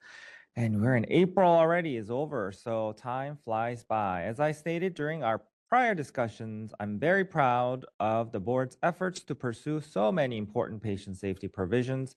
The board's legislative report and the final outcome on the measure reflect the board's strong commitment to California consumers. During our January 2026 meeting, we received the first update on implementation activities undertaken since the passage of this measure. Today, we will receive additional updates for many of the provisions, and as this is a continuation from our previous discussion and there are no items for action, I do not plan to review each area separately. Given this, and in the interest of time, I'll quickly quickly provide my comments on the various items, and at the end, I will open for public comment. And members, please feel free to stop me if there is anything you would like to discuss. So as we begin, I would like to remind members that the board released a newsletter specifically discussing the changes made in AB 1503 at the end of January, and more recently, the board released a webinar in its learning management system. It is my understanding about 184 individuals have completed this training since its release. Beginning with the Pharmacy Technician Advisory Committee, as reflected in the meeting materials, Satinder has been appointed to serve as a board member on the advisory committee. In addition, the board member procedural manual has been updated to reflect the addition of the P tag. It is my understanding the online application portal for technicians interested in serving on the P tag or PTAC will be available by mid-May. Implementation activities related to the retitling of advanced practice pharmacist to advanced pharmacist practitioner are underway. The Section 100 regulation changes related to this retitling were recently approved by OAL. Moving to the provisions on updating the definitions of a pharmacist following the statutory amendment, which clarifies that pharmacists are not restricted to practicing only within the four walls of licensed pharmacy. You'll recall that the board voted to initiate a rulemaking to establish parameters for remote processing of prescriptions. And as we discussed this rulemaking yesterday, we will refrain from the discussion to avoid any potential issues with the rulemaking process. As Maria reported, consideration of revised self-assessment form is being handled by the Enforcement and Compounding Committee, and I'm very excited about the revised and streamlined approach the board is taking. Separate from the development of the new self-assessment forms, the board identified a need to repeal regulation sections addressing self-assessments. The board began the process of repealing these sections through the streamlined Section 100 process, but as I said yesterday, regrettably, the Office of Administrative Law determined the board must repeal these sections via the formal rulemaking process. So we took action yesterday on that. Transitioning to implementation activities related to the standard of care practice model, as previously reported, the board's policy statement has been posted on the board's website, and conforming changes to the board member procedural manual has been made. Board trainings related to HIV PEP and PrEP, as well as naloxone, have been removed from the website as the trainings are no longer required by law. As indicated in the meeting materials, the board believed the repeal of numerous regulation sections that establish protocols and mandatory CE requirements could also be completed through the streamlined Section 100 process, similar to the regulation changes related to self-assessment. And as we discussed yesterday, the OAL has determined the board must also repeal these sections via the formal rulemaking process. And we previously discussed the FAQs related to digitizing pharmacy records, as there are no additional updates related to ownership prohibitions, and we have already discussed the draft policy statement regarding non-resident pharmacies. Moving to the implementation activities related to changes in PIC provisions and staffing.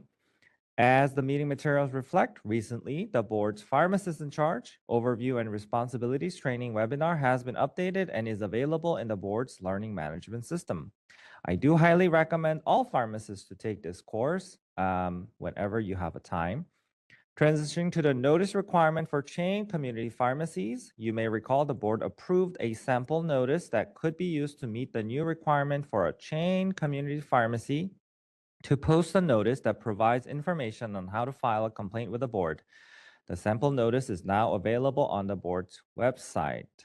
Again, that's only legal requirement for chain community pharmacies.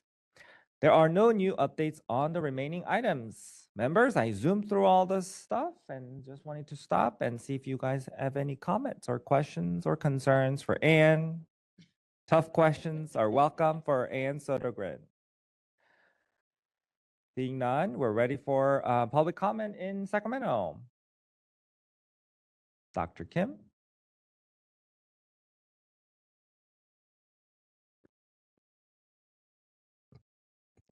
Good morning, board. Thank you again for all the work that you guys have put in together. especially the staff members who are working at the Board of Pharmacy. It takes a lot to repeal and replace all those previous languages as we're modernizing the practice of pharmacy in California. And we can definitely see a lot of changes that has happened positively. The meaningful change really happens with the implementation processes. That includes not only educating our general licensees, but also the public. I would love to emphasize that we should not practice in silo as we are moving towards to the team-based care model. And with all these changes, not only through the technology-wise, but also statutory languages, authority has changed, but that wouldn't really brings the meaningful impact unless we really do the implementation properly. So we'd love to offer CPHA as your resource to communicate with the public and also educate the licensees. But thank you again for all this progress. That's all. Thank you, Dr. Kim. Seeing no other public comment in Sacramento, ready for WebEx. Moderator. Hi, this is the moderator. If you would like to make a comment, please click on the raise hand icon at the bottom of your WebEx screen. And if you are a dial-in public member, you may press *3 to raise your hand. You'll have 3 minutes with a 10-second warning to make your comment. We are displaying instructions and we'll give you a moment.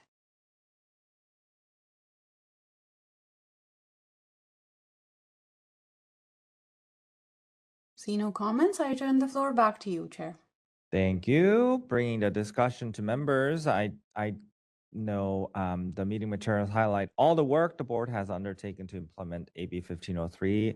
And reflecting back, it is a lot that we've been able to accomplish over the last year, but also over the last many, many years. So thank you to all the members and obviously our executive officer, deputy executive officer, Ann and Julie for all you do and all the inspectors and the staff out there. Thank you all. Any comments before I move on, members? Okay, next is the summary of discussion and of requirements related to the use of automated patient dispensing systems, including provisions in Business and Professions Code sections 4427.3 and 4427.6 and California Code of Regulations, Title 16, Section 1713. Section 4017.3 of the Business and Professions Code defines an automated drug delivery system as a mechanical system that performs operations or activities other than compounding or administration relative to the storage, dispensing, or distribution of drugs. Related to our discussion today, the section further defines an automated patient dispensing system, or APDS, as an ADS. Here we go, so many acronyms. ADS for storage and dispensing of prescribed drugs directly to patients pursuant to prior authorization by a pharmacist. The meeting materials describe other laws and regulations relevant to our discussion today, including Business and Professions Code section 4427.3, which states that an ADS shall be placed and operated inside an enclosed building with a premise address at a location approved by the board. Section 4427.6 further provides that an APDS may be located and operated in a medical office or other location where patients are regularly seen for purposes of diagnosis and treatment, and that the APDS may only be used to dispense dangerous drugs and dangerous devices to patients of the practice. As indicated in the meeting materials and as was discussed at the licensing committee meeting, the board has received requests for clarification on the requirements for placement and use of an APDS. While I believe the legislative history and intent is clear, this item was placed on the committee's agenda to consider if members agree or to discuss if the board should perhaps consider developing regulations to more precisely define terms such as medical office or other location where patients are regularly seen for purposes of diagnosis and treatment, as well as to clarify which patients are eligible to receive their prescriptions from an APDS when receiving medical care via telehealth. As described in the meeting materials, during the committee meeting, members began discussion on these issues. As a committee, we believe it is appropriate to continue our discussion on the use of APDS and that it appears clarification of some of the terms used in the statute may be necessary. The committee is considering if education is the best approach or if the board needs to develop regulations to provide clarity. The committee considered written and public comments at the meeting. Public comments at the meeting noted their desire to expand pharmacy access for individuals who need it most, including chronically underserved areas, and noted some of the current challenges pharmacies are facing related to inadequate reimbursement and subsequent closures.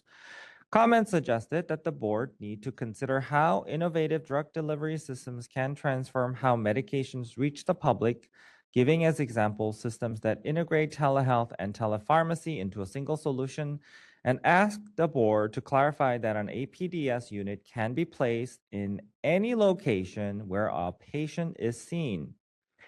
As a committee is just beginning its assessment of the issue, we are not offering any final recommendations, and we look forward to continuing our discussion at the next meeting. And I would encourage members to review the live stream of the committee's discussion if you have not had an opportunity to do so. But the one item that I would like to highlight before I open up for member discussion is related to requirements for inspection of an APDS. As the meeting materials reflect, APDS can operate under two separate authorities, wherein an APDS is being operated on behalf of a covered entity. A monthly inspection of the APDS is required. A monthly inspection for other APDS is not required. I believe we need to update the AD self-assessment on this point specifically because some of the confusion may be stemming from the manner in which that requirement is presented on the self-assessment form.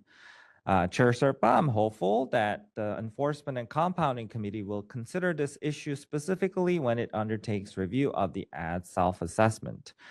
Also, I would like to note that I have been advised that this information was also specifically addressed with inspector staff to ensure that inspectors understand that monthly inspection requirements apply differently for APDS based on the licensure authority. And lastly, before I open up for member discussion, I would like to provide an opportunity for our legal counsel, Corinne, to just provide some clarity of the discussions we made during the meeting, as some might seems to misunderstand the discussion that occurred during the meeting. So Corinne, if you could just clarify what we're discussing here, and so we can kind of have a clear vision of the topics we're going to be talking about today.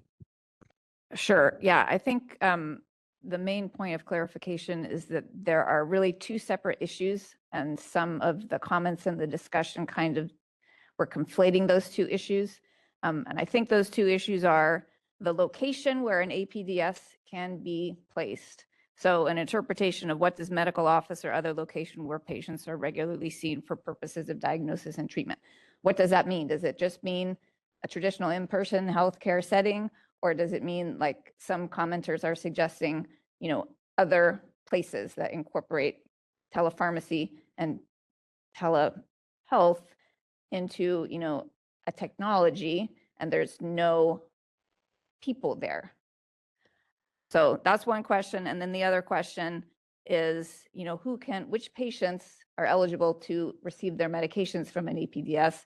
And does the modality in which they are receiving the care, in person versus telehealth, does that matter? And I think that that's an area where, people are getting concerned. And I'm not sure that that's the most controversial area, but that's, for you guys to discuss. Thank you, Corinne. And I believe where the APDS can be located, I think we need to clarify that via regulation process.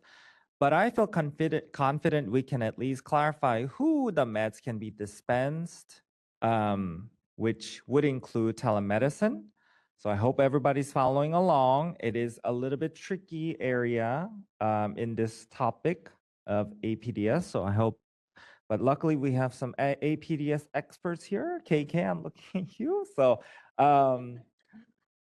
hoping that I think we can gather consensus at least that on in terms of what we're talking about today, we can have some consensus on how we want to move forward in this topic. So members?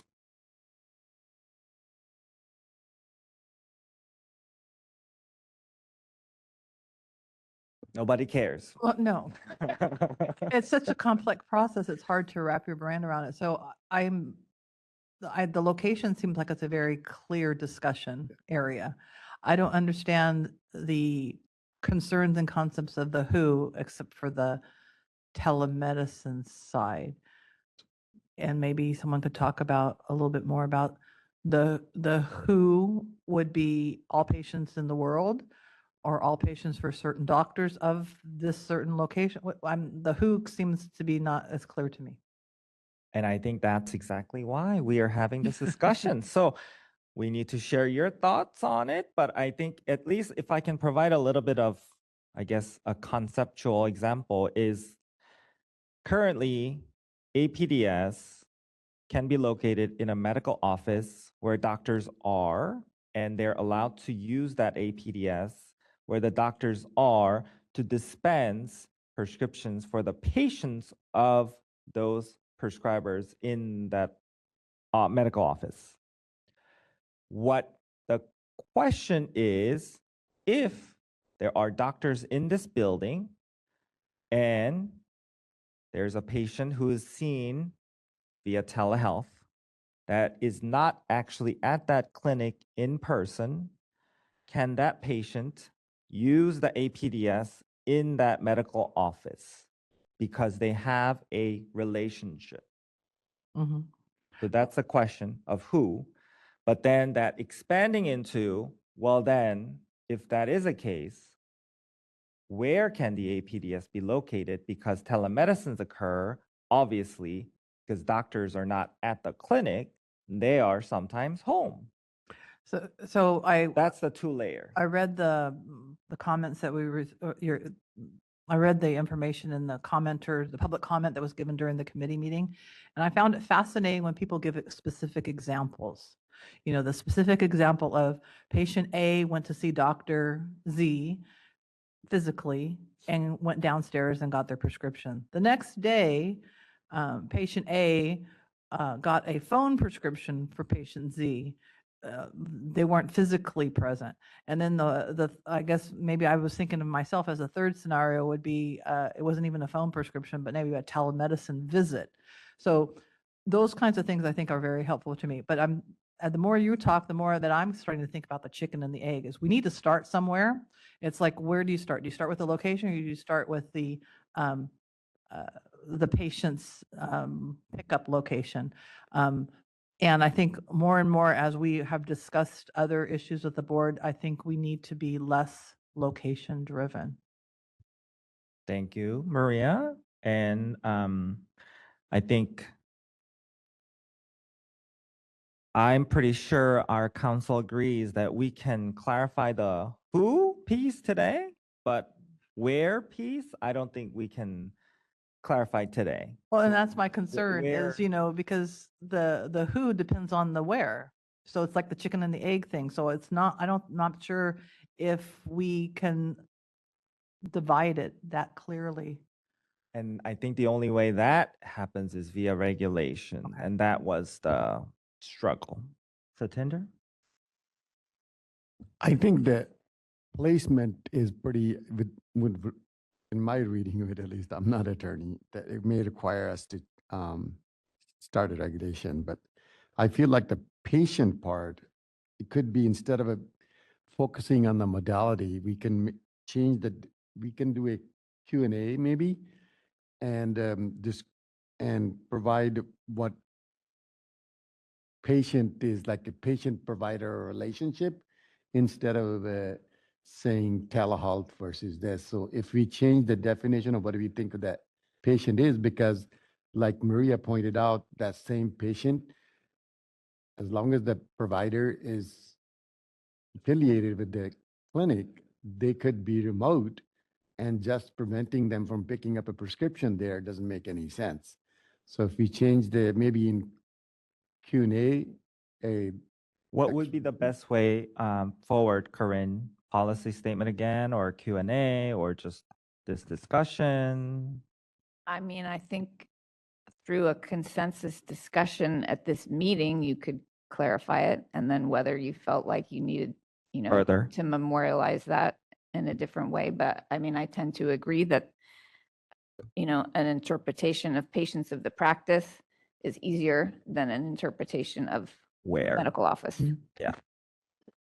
I think one area that we could discuss further too is not just what is appropriate, but what is not appropriate. I think we need to have a list or understanding clearly of what is beyond the line that we feel comfortable with.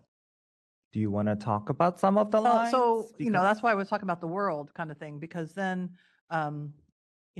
going down the scenario of, having a relationship with a patient and then calling in a prescription, why can't I call in the prescription for them to pick up in the LA when they're a patient I see in Sacramento?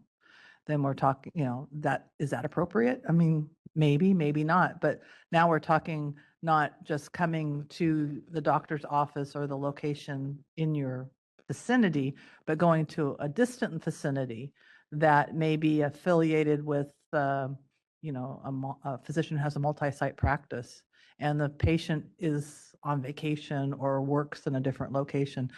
Is that appropriate or not? I'm not quite sure. I see pros and cons to that, but that's why I think that having a more robust discussion and hearing from the public about specific examples, because I'm not quite sure unintended consequences, and are we going to be opening up things that we don't feel comfortable with? But also, are we going to be so limiting that we don't allow the practice to happen when it is appropriate? I'm confused. KK? I think memorializing maybe in today's meeting a few points that needs further discussion, and then whether in the committee or the next board meeting have a full discussion on those things regarding the placement, regarding the safety, regarding the location. All of those can be, I think this is one of those other things where we will have to think as like an extension of technology, right? This is not a new technology. This has been around, but there may be further enhancement that can happen to this. So we may want to keep some language open to accommodate that as well. But basic principles of patient safety, drug safety, two-way communication of the consultation, and again, for the part of the process that we can have an influence on, can we still make it where it does not become a full digital experience, means a complete electronic visit with a doctor or a nurse practitioner, like a tele or electronic, or sometimes even a questionnaire, and then a prescription came and the machine dispensed, and then a patient never saw a physician or a nurse practitioner or a pharmacist. So I think consultation requirement with video, audio, I think that solves at least part of that equation. But I think we can, as a board or a committee, discuss further with all the document or all the bullet points that we may extract today, and see if we can go one by one and discuss what can we do differently. And I mean, anecdotally, I can talk about many different layers of experiences that I had. But I think what would be helpful, Nicole, I'll go to you after, would be helpful is just to kind of getting some feel of, if you feel comfortable today, at least for the existing devices that are in medical office in a normal common sense world, which is a building where doctors are.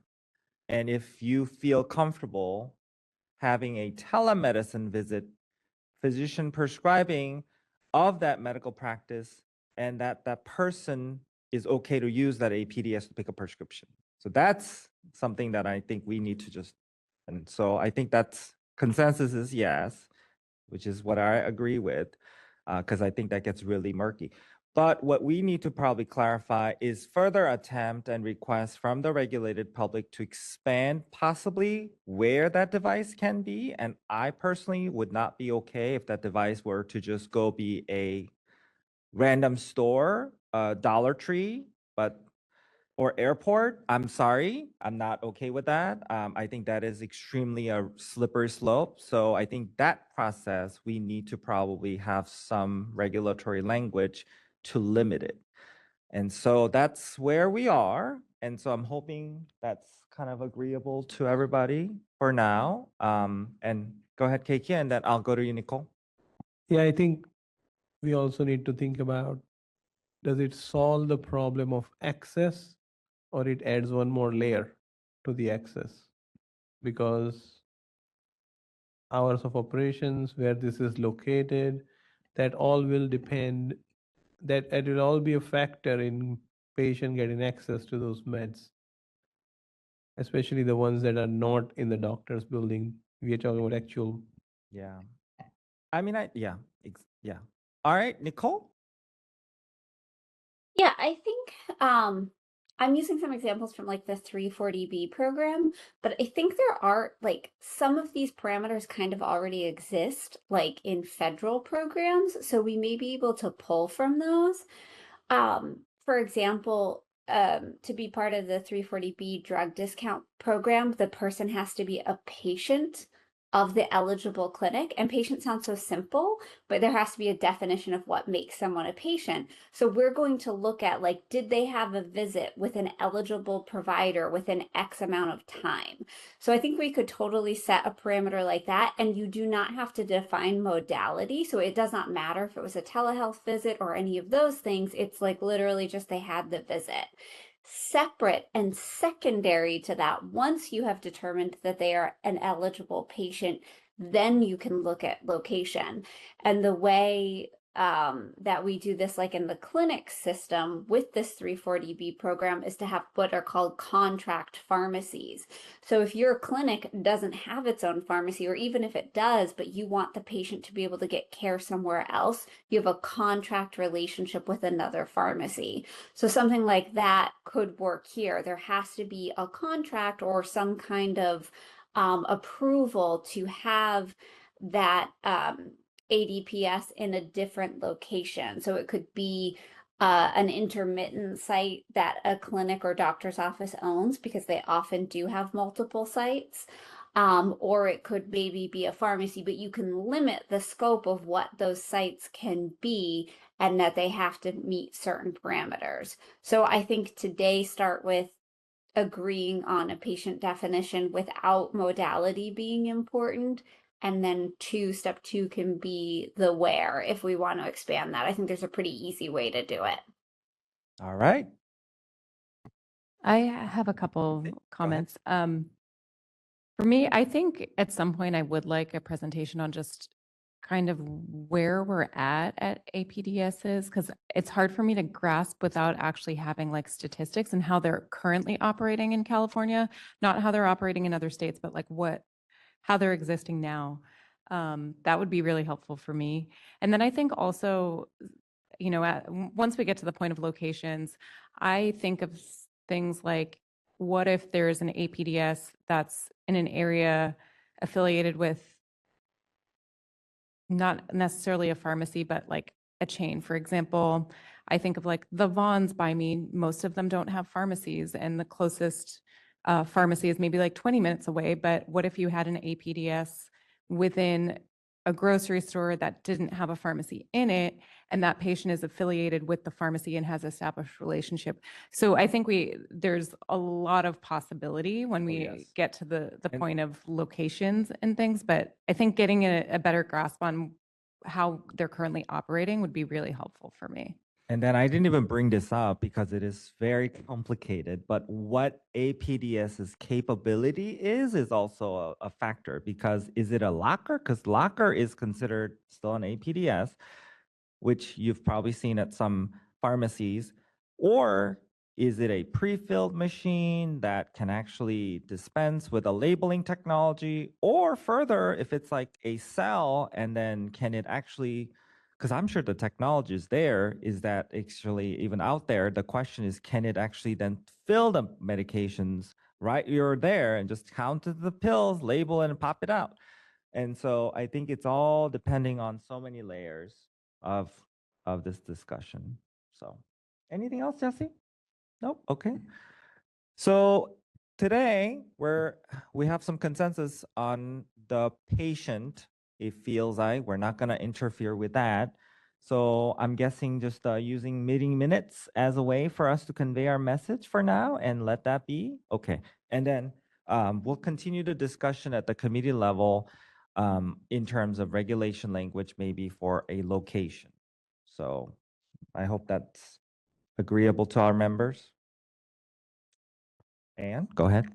Can I just make sure that like I've captured it correctly? Sorry. So essentially it is where an APDS is located in a medical office and the patient is a patient of the medical office and they have a telehealth appointment. The patient could receive their medications from the APDS located in the medical office. Do I have that correct? Seems that's where I'm landing, but I heard that we weren't going to dictate that the patient environment, everything from the beginning except for the telehealth. If they had a telehealth, because it could be not even an appointment, it could be a phone call.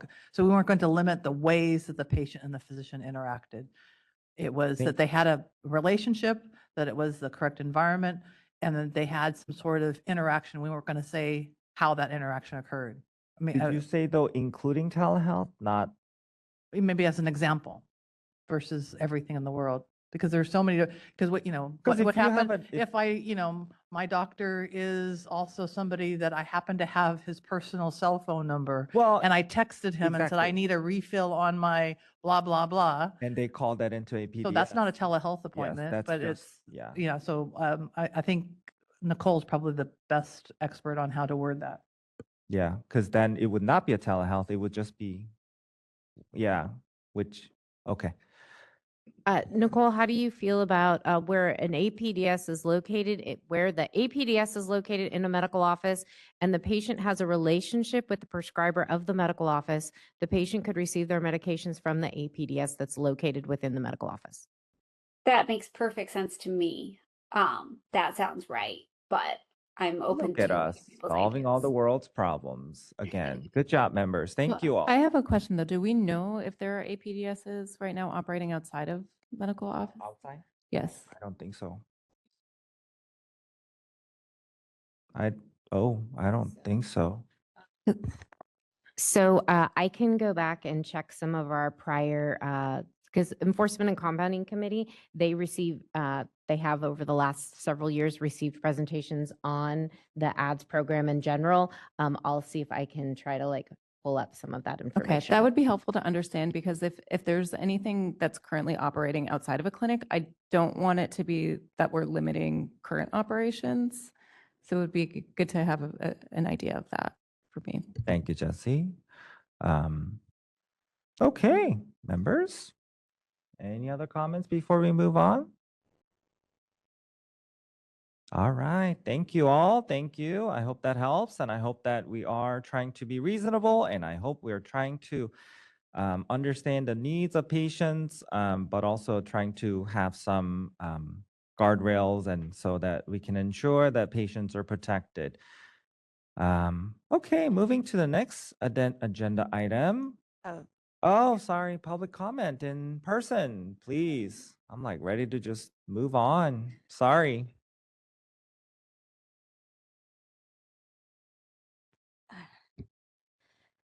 Good morning. Hello again.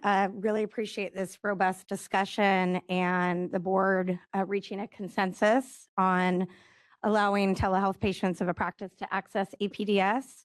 I just wanted to clarify, I'm Sarah Polomu with California Retailers Association and the California Community Pharmacy Coalition, and we are very concerned about the who part of this, and just wanted to clarify, and I'm just going to point back to our April 15th comments during committees, so I don't have to repeat all of those again.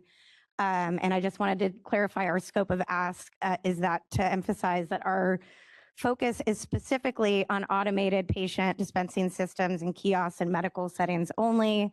This was getting conflated with the other kiosk asks, so we want to make sure the board members are all on the same page. And then we urge reconsideration, respectfully encourage the licensing committee and board to reconsider their current approach more away from rulemaking as it's not necessary, and to align with the broad interpretation of the statute, and to not discriminate against telehealth patients of a practice and delay patient access and care any further.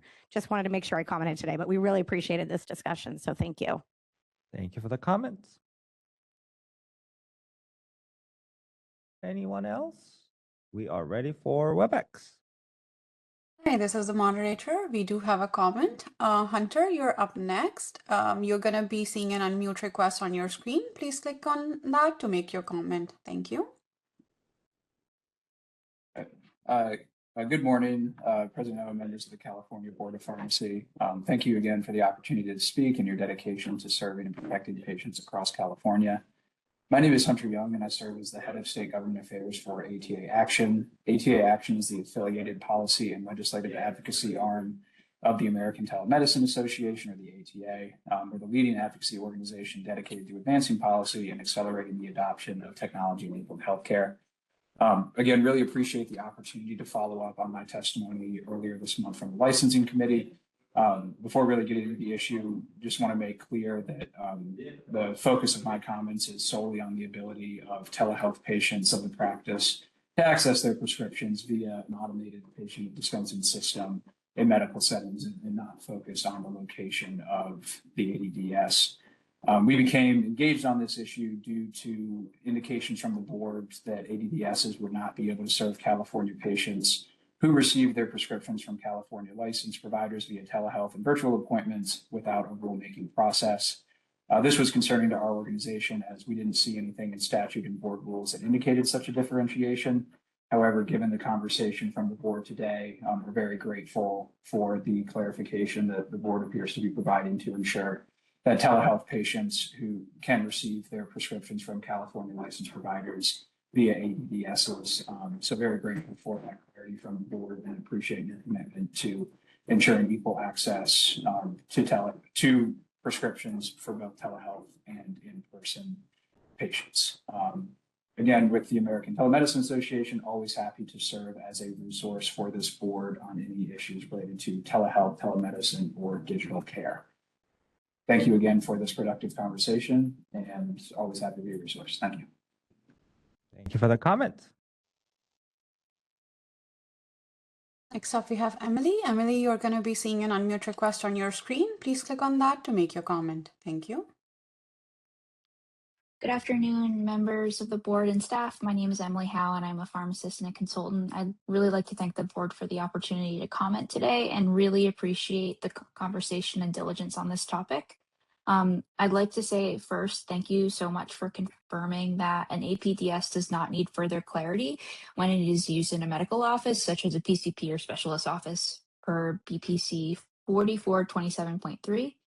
And we're also really thankful for the discussion to hear that the board is aligned that a patient should be able to receive their prescription from an APDS, even if their visit was virtual, as long as the prescription was issued within a valid patient-prescriber relationship as defined in California.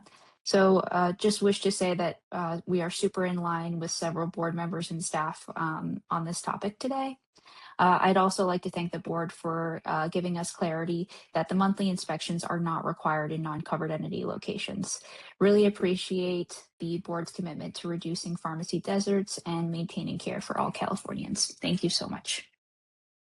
Thank you for the comment.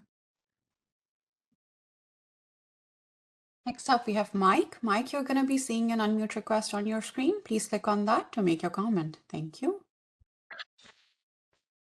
Good afternoon. My name is Mike Clark on behalf of the Community Care Association, which represents several million patient visits annually in California across retail, mobile, and telehealth settings. Really appreciate, I want to echo my colleagues' comments on the direction and clarity that the board is giving today on this issue. Our focus today is specifically on the automated patient dispensing kiosks in medical office settings. Patients in California are losing access right now, and every day without this clarity, people across the state are going without the medications they were just prescribed.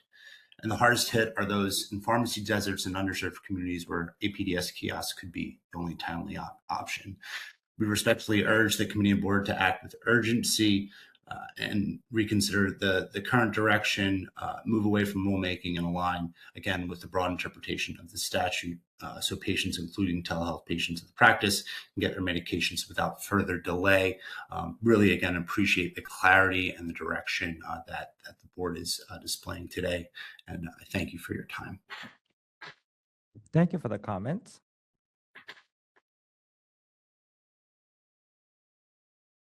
There are no other comments. I turn the floor back to you, President O. Thank you, moderator. Okay, thanks for the comments, everybody. Members, any comments before we move forward after hearing some comments? Seeing none, we are ready to move. Oh, thank you. Thank you, Claudia. Go ahead. Oh, just really briefly, I want to say how much I appreciate the public comments and the fact that the public feels that we're working together to improve public safety. So thank you. Thank you, Claudia. All right. Thank you, everybody. And just a friendly reminder, this topic is also separate from what's called a remote dispensing site pharmacy, just so we are all clear. There's so many things out there, you know. Next is summary of discussion, a proposal to establish definitions for outpatient pharmacies based on business model. If we weren't getting more complicated, here we go. We have previously discussed, generally, the requirements for pharmacies apply equally among a variety of business models unless otherwise specified. This approach allows for broad regulation, yet can become challenging when business models vary, but requirements many times do not. Within existing law, there are several instances where a more specific definition is referenced, but only when applying to a specific provision of the law. The meeting materials provide an example. Pharmacy law does not currently include a general definition of chain community pharmacy. Rather, in specified sections of statute and regulation, the law refers to BPC Section 4001, which defines the composition of the board and sets forth the appointment process and qualification for board membership for definition. And to note, BPC Section 4001 provides, for the purposes of this subdivision, a chain community pharmacy means a chain of 75 or more stores in California under the same ownership, and an independent community pharmacy means a pharmacy owned by a person or entity who owns no more than 4 pharmacies in California. As a brief reminder, during the committee's October 2025 meeting, the committee considered this issue for the first time and reviewed various pharmacy business models. During the January 2026 meeting, we received presentations on 3 specific business models: home health services, skilled nursing facilities, and infusion center pharmacies. I believe these presentations highlighted the opportunity for more specific regulation if we pursue the suggested approach of developing definitions and tailoring requirements for specific business models. During the committee's recent meeting, we continued our discussion on this issue. As the meeting material suggests, I believe the committee is very close to beginning the draft of a regulatory proposal that would include the definitions for the various pharmacy models as a starting place to begin action steps to implement the board's policy in this area. You'll note that the committee is also considering if any additional definitions may be appropriate, such as pharmacy that owns 5 to 74 stores or franchise stores maybe. The intent again is to remove some unnecessary regulatory language requirement and not to add more burdens to already very taxed businesses are facing. I just want to make sure that this is a good thing if your business falls into these definitions, not the other way. So I just would like to make sure that the intent of this regulation, or why we're discussing at the committee level, is for you all to fill into this business models, then you may be able to be exempted from certain regulatory requirements. That's the intent. And with that, I will open up for members' thoughts and comments on this. And we will continue our discussion. And by next meeting, we'll probably have a regulatory language. Members, Nicole? Not to complicate things. I know we like to keep them as simple as possible, but I would like to highlight, sorry I wasn't there at the January meeting, but I wanted to highlight one area we may not have thought of, which is clinic pharmacies. We are licensed as retail community pharmacies, but we often are owned by the same organization as a medical clinic. So we have a lot of similarities to like a hospital, but we're treated as like a completely separate entity, which doesn't take into account, you know, like the collaborative things that we do with the clinic. And this comes up as being a problem from time to time. So I would like to propose, and maybe we can't do it right now, but propose that we consider clinic pharmacies as a type that we would want to define and consider having some differences for as well. Thank you, Nicole. Considering that clinic word itself could mean very wide, would you be able to provide some more thoughts as we prepare the language of what you are hoping? Like, are you thinking clinic pharmacy as in a pharmacy that is inside of, oh God, here we go, medical office, or like where physicians are practicing? What I'm specifically talking about are federally qualified health centers, and some have pharmacies and some don't. But yeah, I'm talking kind of more broadly, like if you have a pharmacy practice that is all owned by the same entity as a medical, and obviously like, you know, the doctor can't own the pharmacy, but if you're both owned by the same organization, you're probably working together on a lot of things, but there is no mechanism in the existing law for, you know, that collaboration. Like, for example, my clinic has to get a board of pharmacy clinic license and order their drugs, even though we have a pharmacy and they have to have that dispensary license. So there's a lot of like weird overlap because we had to have completely separate addresses to do that, even though we are in the same building. So you run into like these very odd specific issues if you have that kind of setup. That and there's thousands of clinics in the state. There's thousands of FQHCs. So anyway, I'd be happy to provide more information if you Okay, wanted. yeah, I'm sure you can work with Anne. And then Maria? Just wanted to follow up on Nicole's comment, and I think that hopefully we'll hear from public comment too, is, I like the way that this is organized and that you start with outpatient pharmacy and then you break up the different types of outpatient pharmacy. This is another type of outpatient pharmacy. I agree with you in avoiding the word clinic. Some places call them ambulatory care or other kinds of wording so that we don't end up being confused with other legal terms. So I wanted to just say that. But the other part is I wanted to thank you with the clarity that's provided with the outpatient pharmacy that says does not include a hospital pharmacy. And just to kind of re-emphasize, because this is something that comes up a great deal, is hospitals do not just take care of inpatients. They take care of outpatients also, and that's because it's a designation of the type of patient for billing for CMS and from some insurance companies. An example is emergency room patients are are actually outpatients. Patients that come in for infusions are outpatients. And so that gets very confusing when we have any regulatory or any discussions that talk about outpatients. It gets very confusing within the hospital area. And so I'm glad it's very clear that an outpatient is a location and not the type of patient. Thank you. Thank you, Maria. Anyone else? I'll hop in. I'm still wrestling with the different definitions. I mean, I'm curious to hear public comment because of the gaps, the overlap.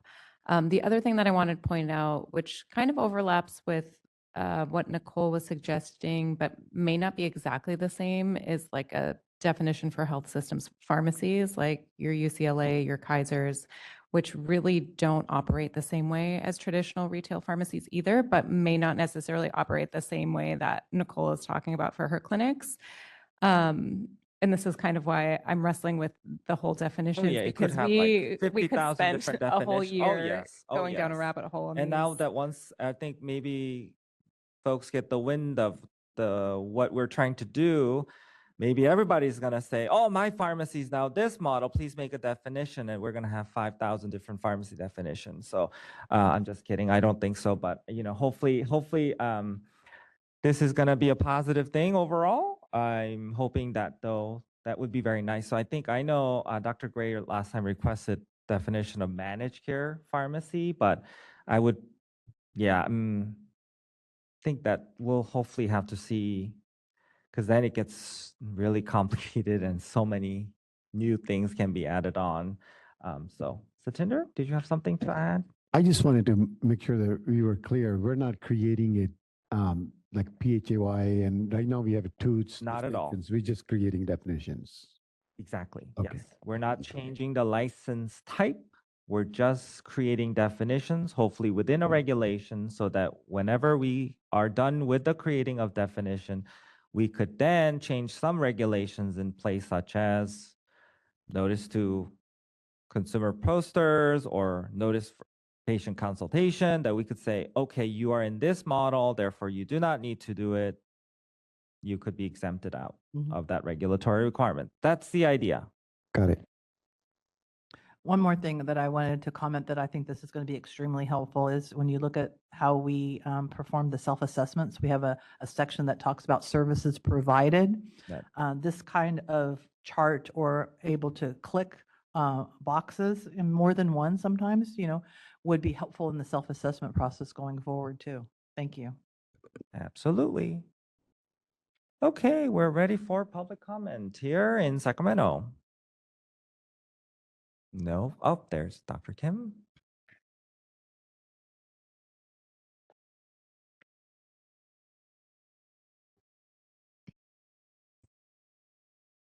Hi, Sean Kim from California Pharmacists Association. As other committee members already have discussed, I think I would highly encourage to focus on the services that we provide rather than the types of pharmacy, because once we define with the stringent language, there will be always the cases with gray area, or such as like as Nicole mentioned about FKHCs, there will be type of different care delivery formats that we can think of. And there will be more confusions around, or the questions around, what if we have more than one definitions? Like, what if my pharmacy falls into this and that, and we also do managed care, skilled nursing facility? There will be different scenarios as we keep evolve. I think this also gets tied it back to the discussion of bright lines rather than flexibility of how the healthcare system evolves, and the roles and responsibility of pharmacy are evolving. So once we identify that in the future, then we may have to go back and rethink about it. Like, oh, because of this, we may want to readjust our language. Instead of doing that, I would highly encourage to think about maybe we should focus more on the type of the services that we're providing at either it's community-based pharmacies or different types of clinics, inpatient, outpatient, or transition of care. Once we try to put them into one type of definition, even though I understand the intent of why we are doing this, is it doesn't really fit everything one size in all, and there will be different types of cases that we'll have to reconsider in the future. So thank you so much for letting me comment. Thank you for the comments, Dr. Kim. Ready for WebEx? Oh, yay. Thank you.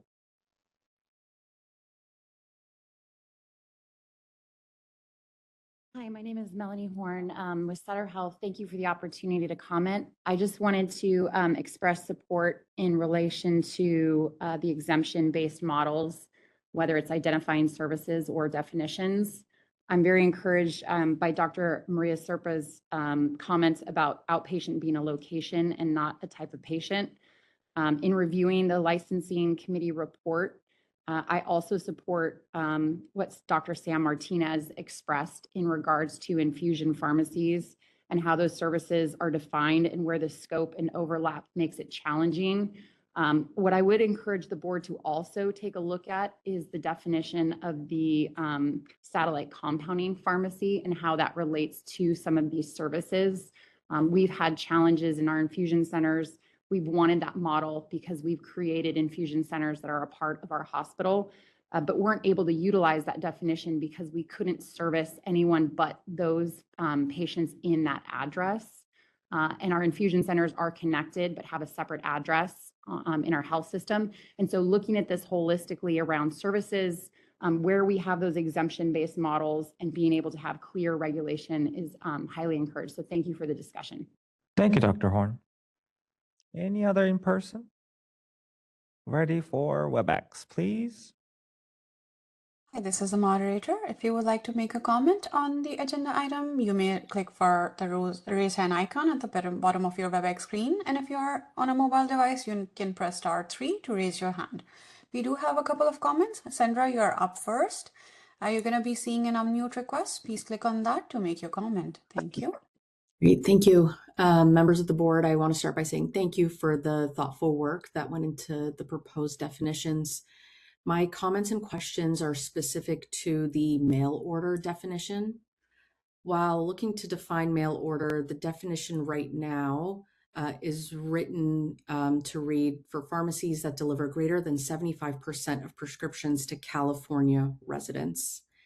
As written, the definition appears to exclude pharmacies that are delivering the same or greater percent of volume to residents outside of California.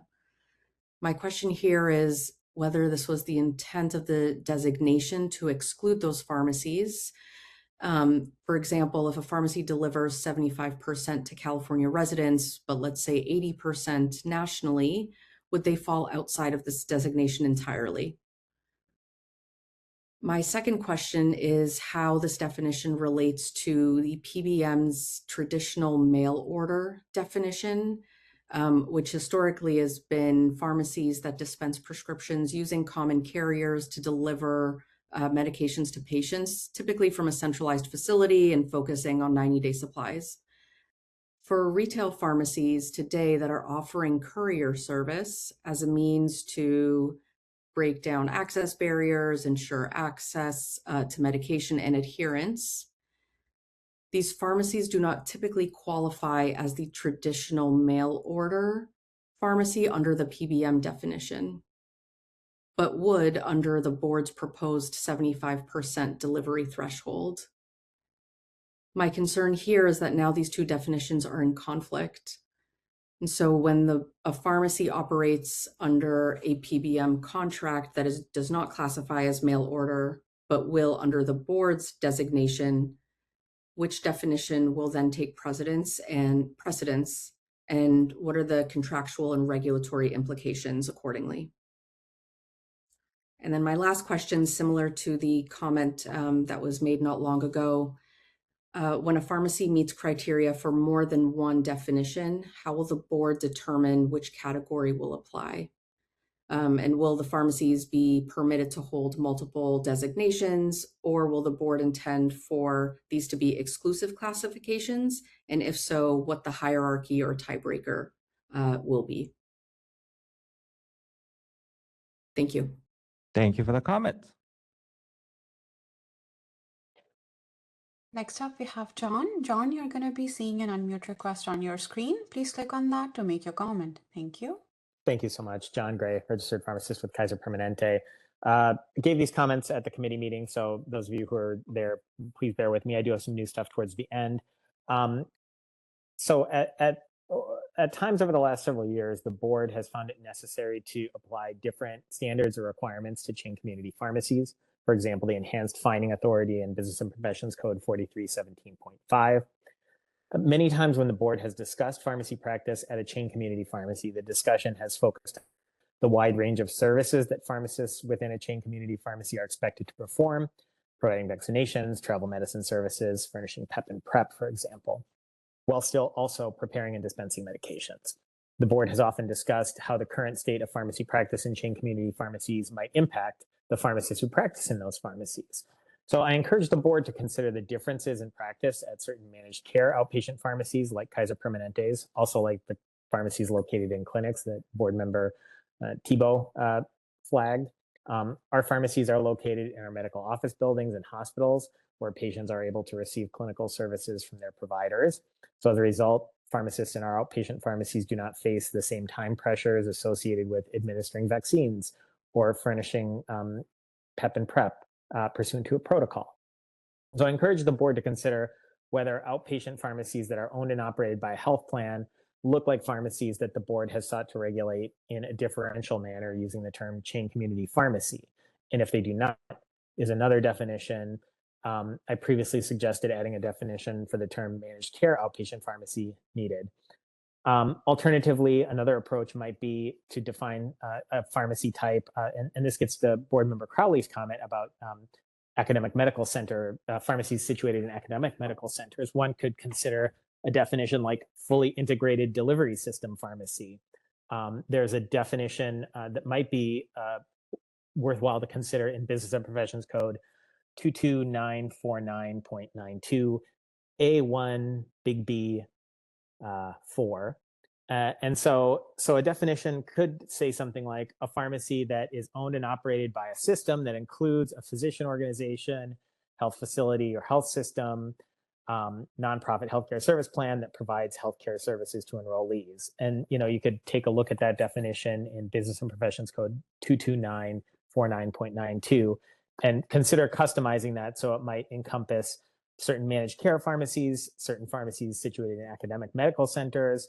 So you might be able to get broad enough that you kind of avoid what you've been discussing related to having 20 different subcategories of pharmacies. Again, appreciate you taking a look at this. Thanks for the opportunity to comment. Thank you for the comments, Dr. Gray. I see no other comments. I return the floor back to you, President O. Thank you, moderator. After hearing some comments, members, any thoughts before we move on? I have a couple thoughts. I think it would be worthwhile to look into maybe the PBM definition of mail order and how that could potentially impact some pharmacies. I did really like the way that Dr. Gray kind of notated and was concise on definitions to include multiple health systems, which I think is a step in the right direction. I understand the idea of focusing on the services provided. My only note to that is that because our scope has expanded and we're continuing to move to more of a standard of care model, my concern with that is that a lot of different pharmacy settings may move to that model. Specifically, at Albertsons, we provide expanded clinical services. We have for several years. I'm aware that Ralph's may be moving to a same sort of model and maybe adding to that. And so that may create like a conflicting thing. And I understand the definitions for exemptions. I think what we need to talk about too is just what that exemption means when there is overlap. So overlap with exempted pharmacies, I don't think really necessarily means much because you're exempt and that's pretty straightforward, but it would be worthwhile to discuss how that would impact other definitions. Thank you, Jesse. Any other comments, members? Okay, we'll look forward to the continued discussion of this at Licensing Committee, and we'll report back next meeting. Next is agenda item F, summary of discussion of licensing statistics. The meeting materials include a summary of the licensing statistics for the first 9 months of the fiscal year. Please note that this information has been updated since the committee meeting to now include licensing data for March as well. Processing times for various facility business types vary and continue to fluctuate, while a few of the licensing programs are within the board's performance targets, others exceed the 30-day target. As a quick reminder, the processing time noted in the meeting materials represents the oldest application of each type. The average processing time is lower. Thank you to all our licensing staff for working so diligently to process application. In the first 9 months of the fiscal year, the board has issued 6,995 individual licenses and 555 permanent site licenses with an additional 786 temporary site licenses. I believe these numbers alone demonstrate how busy the board's licensing staff remain. I also want to note that significant increase in the number of pharmacy technician applications the board has received. I look forward to seeing the annual statistics at the end of the fiscal year to see if the growth continues. Members, any comments? Okay, ready for public comment in Sacramento? Ready for public comment in WebEx? Hi, this is a moderator. If you would like to make a comment, please look for the raise hand icon at the bottom of your WebEx screen. And if you are a call-in public member, you may press *3 to raise your hand. We are displaying instructions and we'll give you a moment.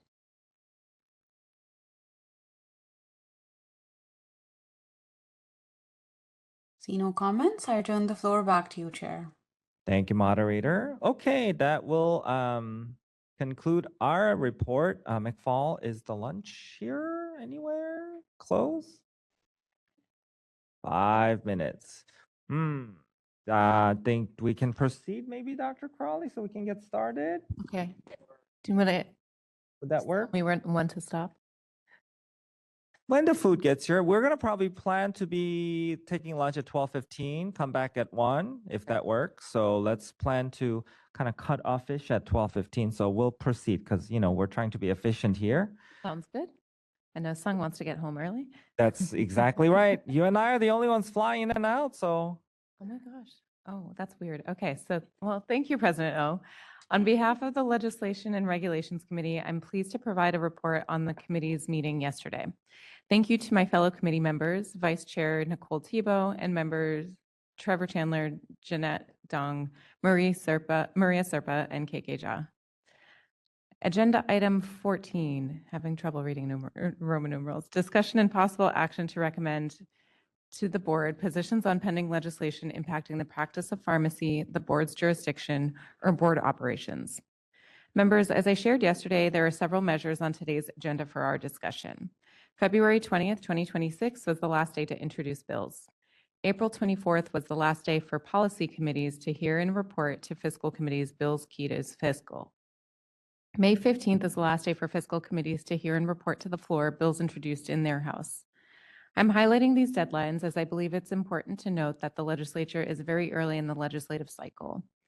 During our committee meeting, we noted that given the next committee meeting is scheduled for June 11th, it may be appropriate to watch some measures at this time rather than establishing a position, so we can monitor them through at least the first Policy and Appropriations Committee's hearings. The meeting agenda and materials identify pending measures impacting the practice of pharmacy, the board's jurisdiction, or board operations that were identified during the development of this meeting's agenda. Members, do you have any questions before we proceed?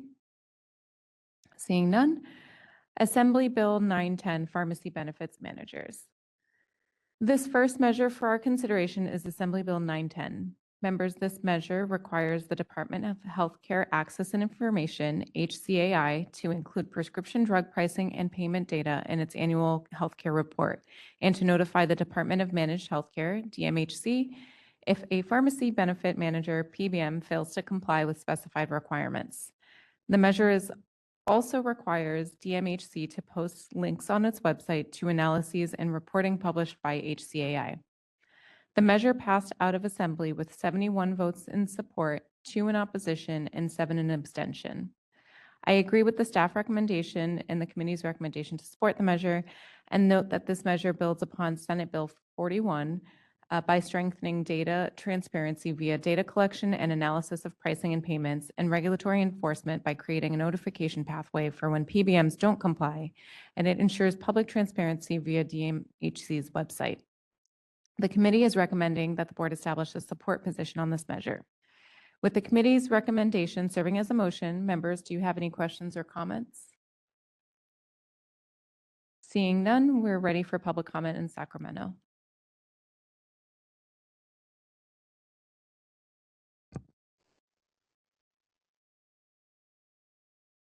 Good afternoon again. Good afternoon, Sean Kim from California Pharmacists Association. There are multiple legislative work around the PBM transparency, and which we really appreciate the board with the great accomplishment from the last year with SB 41. I just want to provide some updates on how it's working in terms of the implementation. So DMHC, who is going to be the licensing entity from the state and state agency, similar to health plans licensing procedure. So it is because of the Knox-Keene Act, DMHC is the one that who licensed the health plans, as well as they are going to be the one licensing the PBM by 2027. At the same time, the measurement of the data is made will be reported to HCI as sorry, the board member Dr. Crowley Crowley. says. But this takes a lot of coordination because of the obscure practice of PBM. CPHA has been in contact with DMHC regarding how to comprise the appealing and the complaint process, as well as what type of data has to be captured from the HCI, and instead of just regular WAC price or AWP price, because we all know, what kind of sticker prices are out there. If we don't really measure the right price, each individual pharmacy is similar to kind of like a NADAC price that we're seeing. So we are developing the measure of how can we ensure that what the data we are collecting is valid. And therefore, with AB 910, as well as the later on AB 1773, brings more the transparency of these practices and CPHA supports. Thank you. Thank you. Seeing no other comments in Sacramento, we're ready for public comment via WebEx. Hi, this is a moderator. If you would like to make a comment on this agenda item, you may look for the raise hand icon at the bottom of your WebEx screen. And if you are on a mobile device, you may press *3 to raise your hand. We are displaying instructions and we'll give you a moment.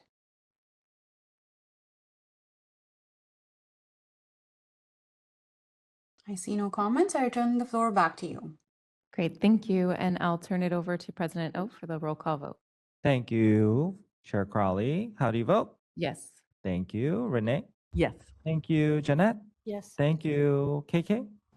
Thank you, Claudia. Yes. Thank you, Jay. Yes. Thank you, Ricardo. Yes.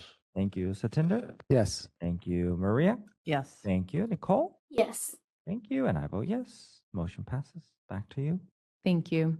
Assembly Bill 957, cigarette and tobacco products, retail sale pharmacies.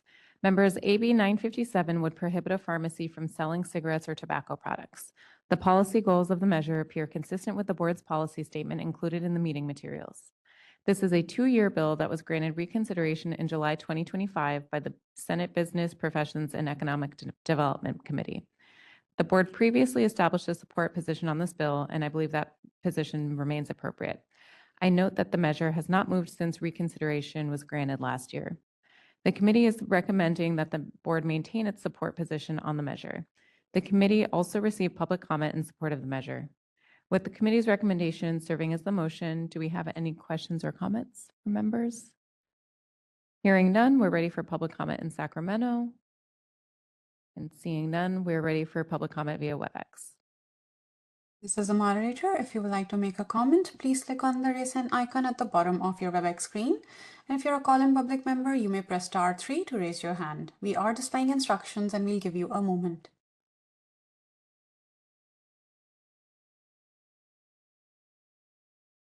See no comments. I return the floor back to you. Thank you. If there are no other comments from members, I'll turn it back to President O for the roll of the vote. Thank you, Jared Crowley. How do you vote? Yes. Thank you, Renee. Yes. Thank you, Jeanette. Yes. Thank you, KK. Thank you, Claudia. Yes. Thank you, Jay. Yes. Thank you, Ricardo. Yes. Thank you, Satinder. Yes. Thank you, Maria. Yes. Thank you, Nicole. Yes. Thank you. And I vote yes. Motion passes back to you. Thank you. Assembly Bill 1460, prescription drug pricing. Members, Assembly Bill 1460 would prohibit a prescription drug manufacturer from blocking or interfering with qualifying nonprofit community health clinics' ability to buy drugs at the reduced federal 340B price under specified conditions. This is a 2-year bill that was held at the Senate Health Committee. The board previously established a support position, and this bill, the committee believes that the position remains appropriate as 340B is a critical program for indigent populations.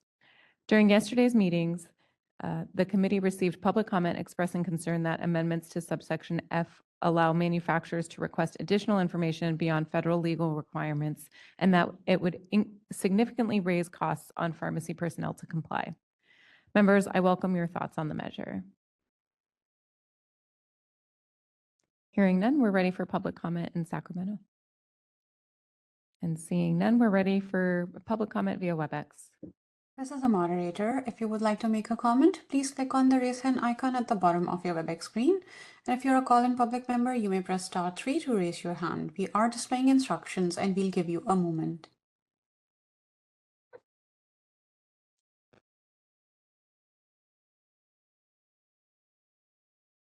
See no comments, I turn the floor back to you. Thank you. Do we need a vote on this one? No. Okay. So moving on to the next one. Assembly Bill 1558, Uniform Emergency Volunteers Health Practitioners Act. Members, AB 1558 would create the Uniform Emergency Volunteers Health Practitioners Act, establishing a statewide system to register out-of-state volunteer health practitioners, such as physicians, pharmacists, and veterinarians, to provide services during a declared emergency. The Emergency Medical Services Authority would administer the program and could limit the duration, location, and types of volunteer practices during an emergency. The measure would allow the board to restrict or modify the services a volunteer practitioner may provide. It would also authorize the board to impose administrative sanctions on in-state licensees for misconduct committed during an out-of-state emergency response and on out-of-state practitioners for misconduct in California during an in-state emergency, provided certain conditions are met. This measure is currently awaiting consideration by Assembly Appropriations Committee. The committee believes technical amendments are necessary to establish a feedback loop between the Emergency Medical Services Authority and the Department of Consumer Affairs, as well as the Board of Pharmacy, to ensure that the board is notified of licensees providing emergency medical services, both within and outside of California. The committee is recommending that the board establish a position of support if amended on the measure. With the committee's recommendations serving as a motion, do we have any questions or comments from board members? Seeing none, we're ready for public comment in Sacramento. And seeing none, we are ready for public comment via WebEx. Hi, this is the moderator. If you would like to make a comment, please click on the raise hand icon at the bottom of your WebEx screen. Or if you're a call-in public member, you may press *3 to raise your hand. We are displaying instructions and we'll give you a moment.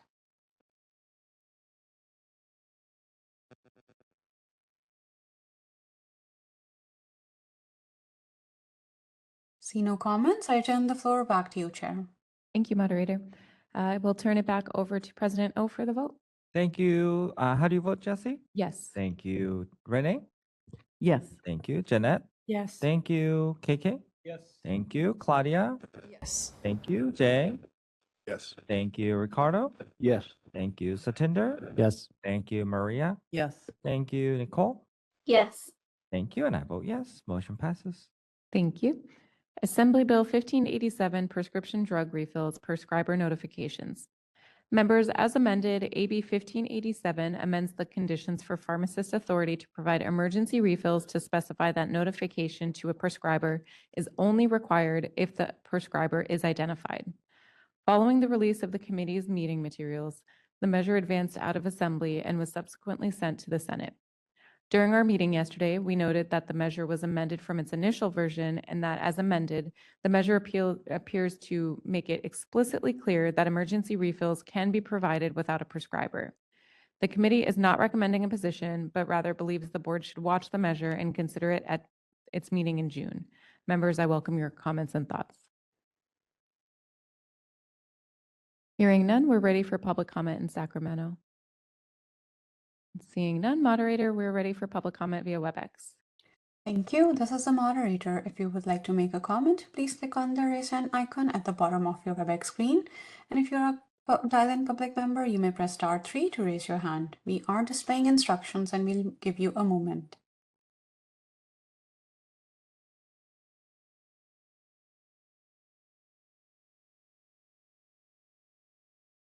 See no comments, I turn the floor back to you. Okay, thank you. If there are no other member comments, we'll move on to the next measure. Assembly Bill 1773, Pharmacy Benefits Manager. Members, as amended, AB 1773 requires the Department of Managed Healthcare to maintain a public website displaying specified information for each licensed pharmacy benefit manager, including, among other things, the legal name, license number, and license expiration date. Following the release of the committee's meeting materials, the measure was ordered to the Assembly consent calendar. The committee is recommending that the board establish a support position on the measure. With the committee's recommendation serving as a motion, members, do you have any questions or comments? Seeing none, we're ready for public comment in Sacramento.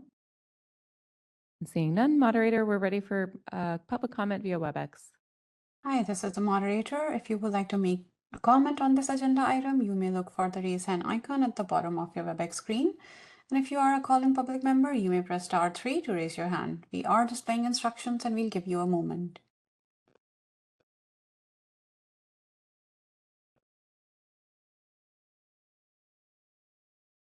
See no comments, I turn the floor back to you, Chair. Great, thank you. And I will turn it over to President O for the vote. Thank you, Chair Crowley. How do you vote? Yes. Thank you, Renee. Yes. Thank you, Jeanette. Yes. Thank you, KK. Thank you, Claudia. Yes. Thank you, Jay. Yes. Thank you, Ricardo. Yes. Thank you, Satinder. Yes. Thank you, Maria. Yes. Thank you, Nicole. Yes. Thank you, and I vote yes. Motion passes. Thank you. Assembly Bill 1775, Veterans. Members, AB 1775 extends the current expedited licensing process for veterans to also cover service members who were discharged solely because of the federal action to restrict military service by transgender individuals, not just those who were honorably discharged. This measure is awaiting consideration by the Assembly Appropriations Committee.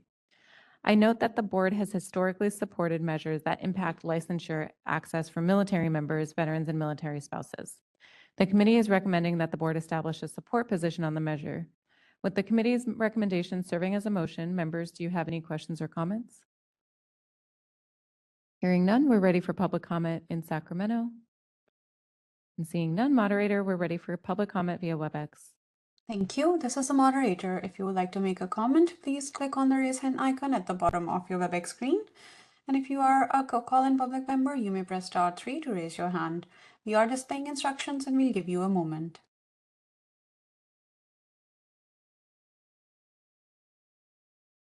See no comments, I turn the floor back to you.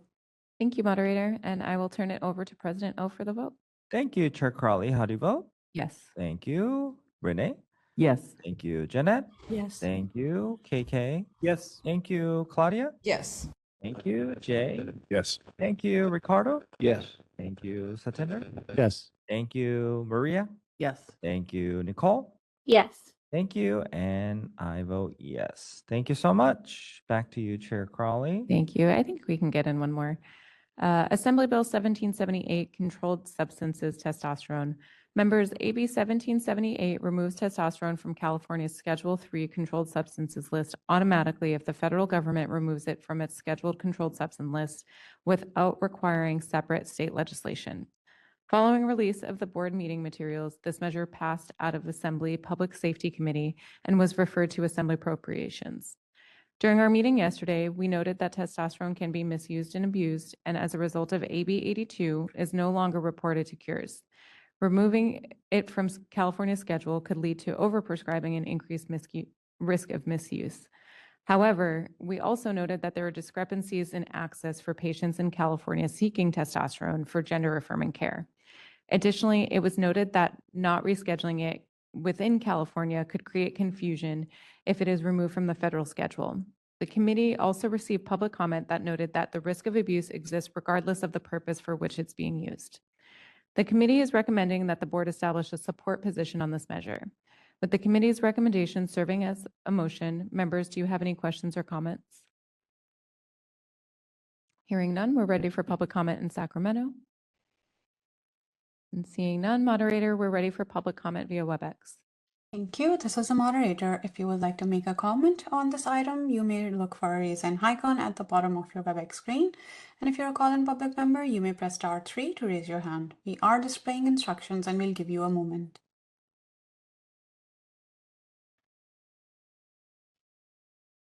See no comments, I turn the floor back to you, Chair. Thank you, moderator, and I will turn it over to President O for the vote. Thank you, Chair Crowley. How do you vote? Yes. Thank you, Renee. Yes. Thank you, Jeanette. Yes. Thank you, KK. Thank you, Claudia. Yes. Thank you, Jay. Yes. Thank you, Ricardo. Yes. Thank you, Satinder. Thank you, Maria. Yes. Thank you, Nicole. Yes. Thank you, and I vote yes. Motion passes. I think we can squeeze in one more item, Chair Crowley. Okay. We're being ambitious. Huh. Assembly Bill 1794, Pharmacy Enteral Products. Members, as amended, Assembly Bill 1794 authorizes a pharmacist, manufacturer, or wholesaler to participate in an arrangement or agreement to deliver enteral nutrition supplements or replacements directly to a patient's resident pursuant to a valid order from a prescriber acting within their scope of practice. This measure was passed out of the Assembly Appropriations Committee yesterday and will move to the Assembly floor. During our meeting yesterday, Member Serpa expressed concern about the term supplements versus replacements.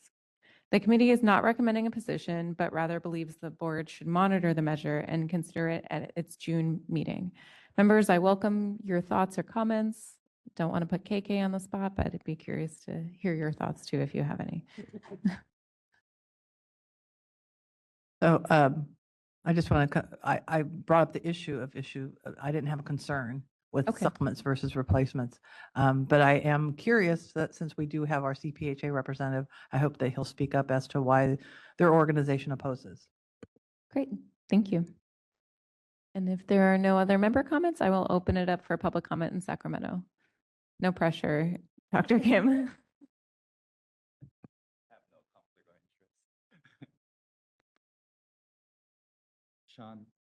Sean Kim from California Pharmacists Association. We have adopted the position of opposed to the bill AB 1794 because the bill expands on existing exemption from licensure requirements for the dispensing or distribution of drug and devices. Current law allows the limited exceptions for manufacturers, wholesalers to provide dialysis drug devices directly to patients. This bill extends a similar exception to allow manufacturers, wholesalers, and distributors to provide enteral nutrition products directly to patients with qualifying medical conditions.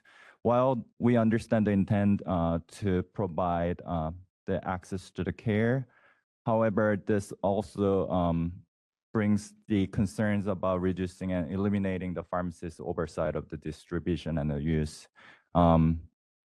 The key concerns are as pharmacists consult the patients around the products, we have to be mindful of the normal things that what pharmacists do regularly in terms of DDI, like drug-to-drug interactions, but also how to take the products matters too, because a lot of the times the patients who are taking those products will have to be educated or consulted how to use the tubing feed, also how to administer, and if the patient is proper with the renal functions, if there's any concerns regarding electrolytes.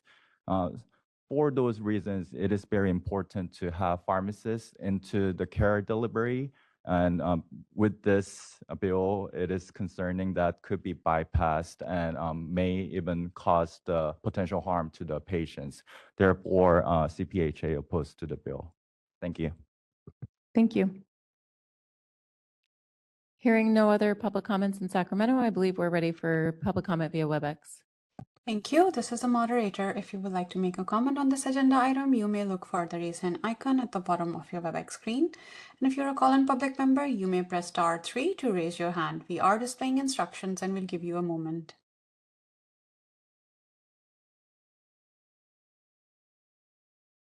See none, I return the floor back to you. Great, thank you. I'll bring it back to the members to see if you have any additional thoughts or comments after hearing public comment.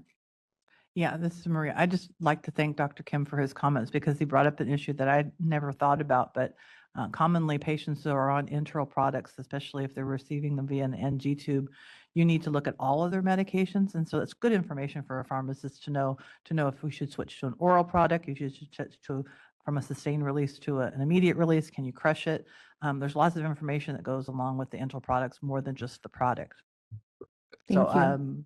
I'm not saying that we take a position, but I think it's a good one for us to monitor. Thank you.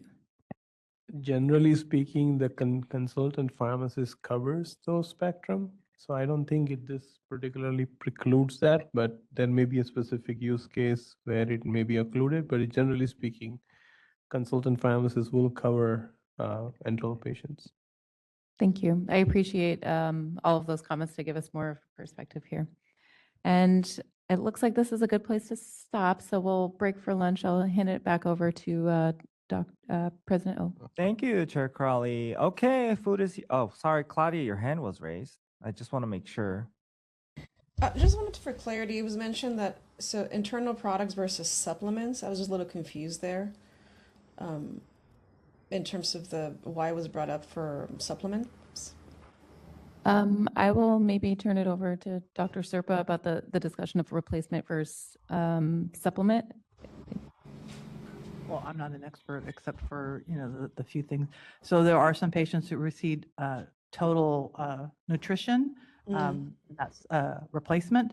And then there's supplements like we're familiar with Ensure and other things that are supplemental to their other nutrition. That's my uneducated opinion. Understood. Okay, thank you. Thank you.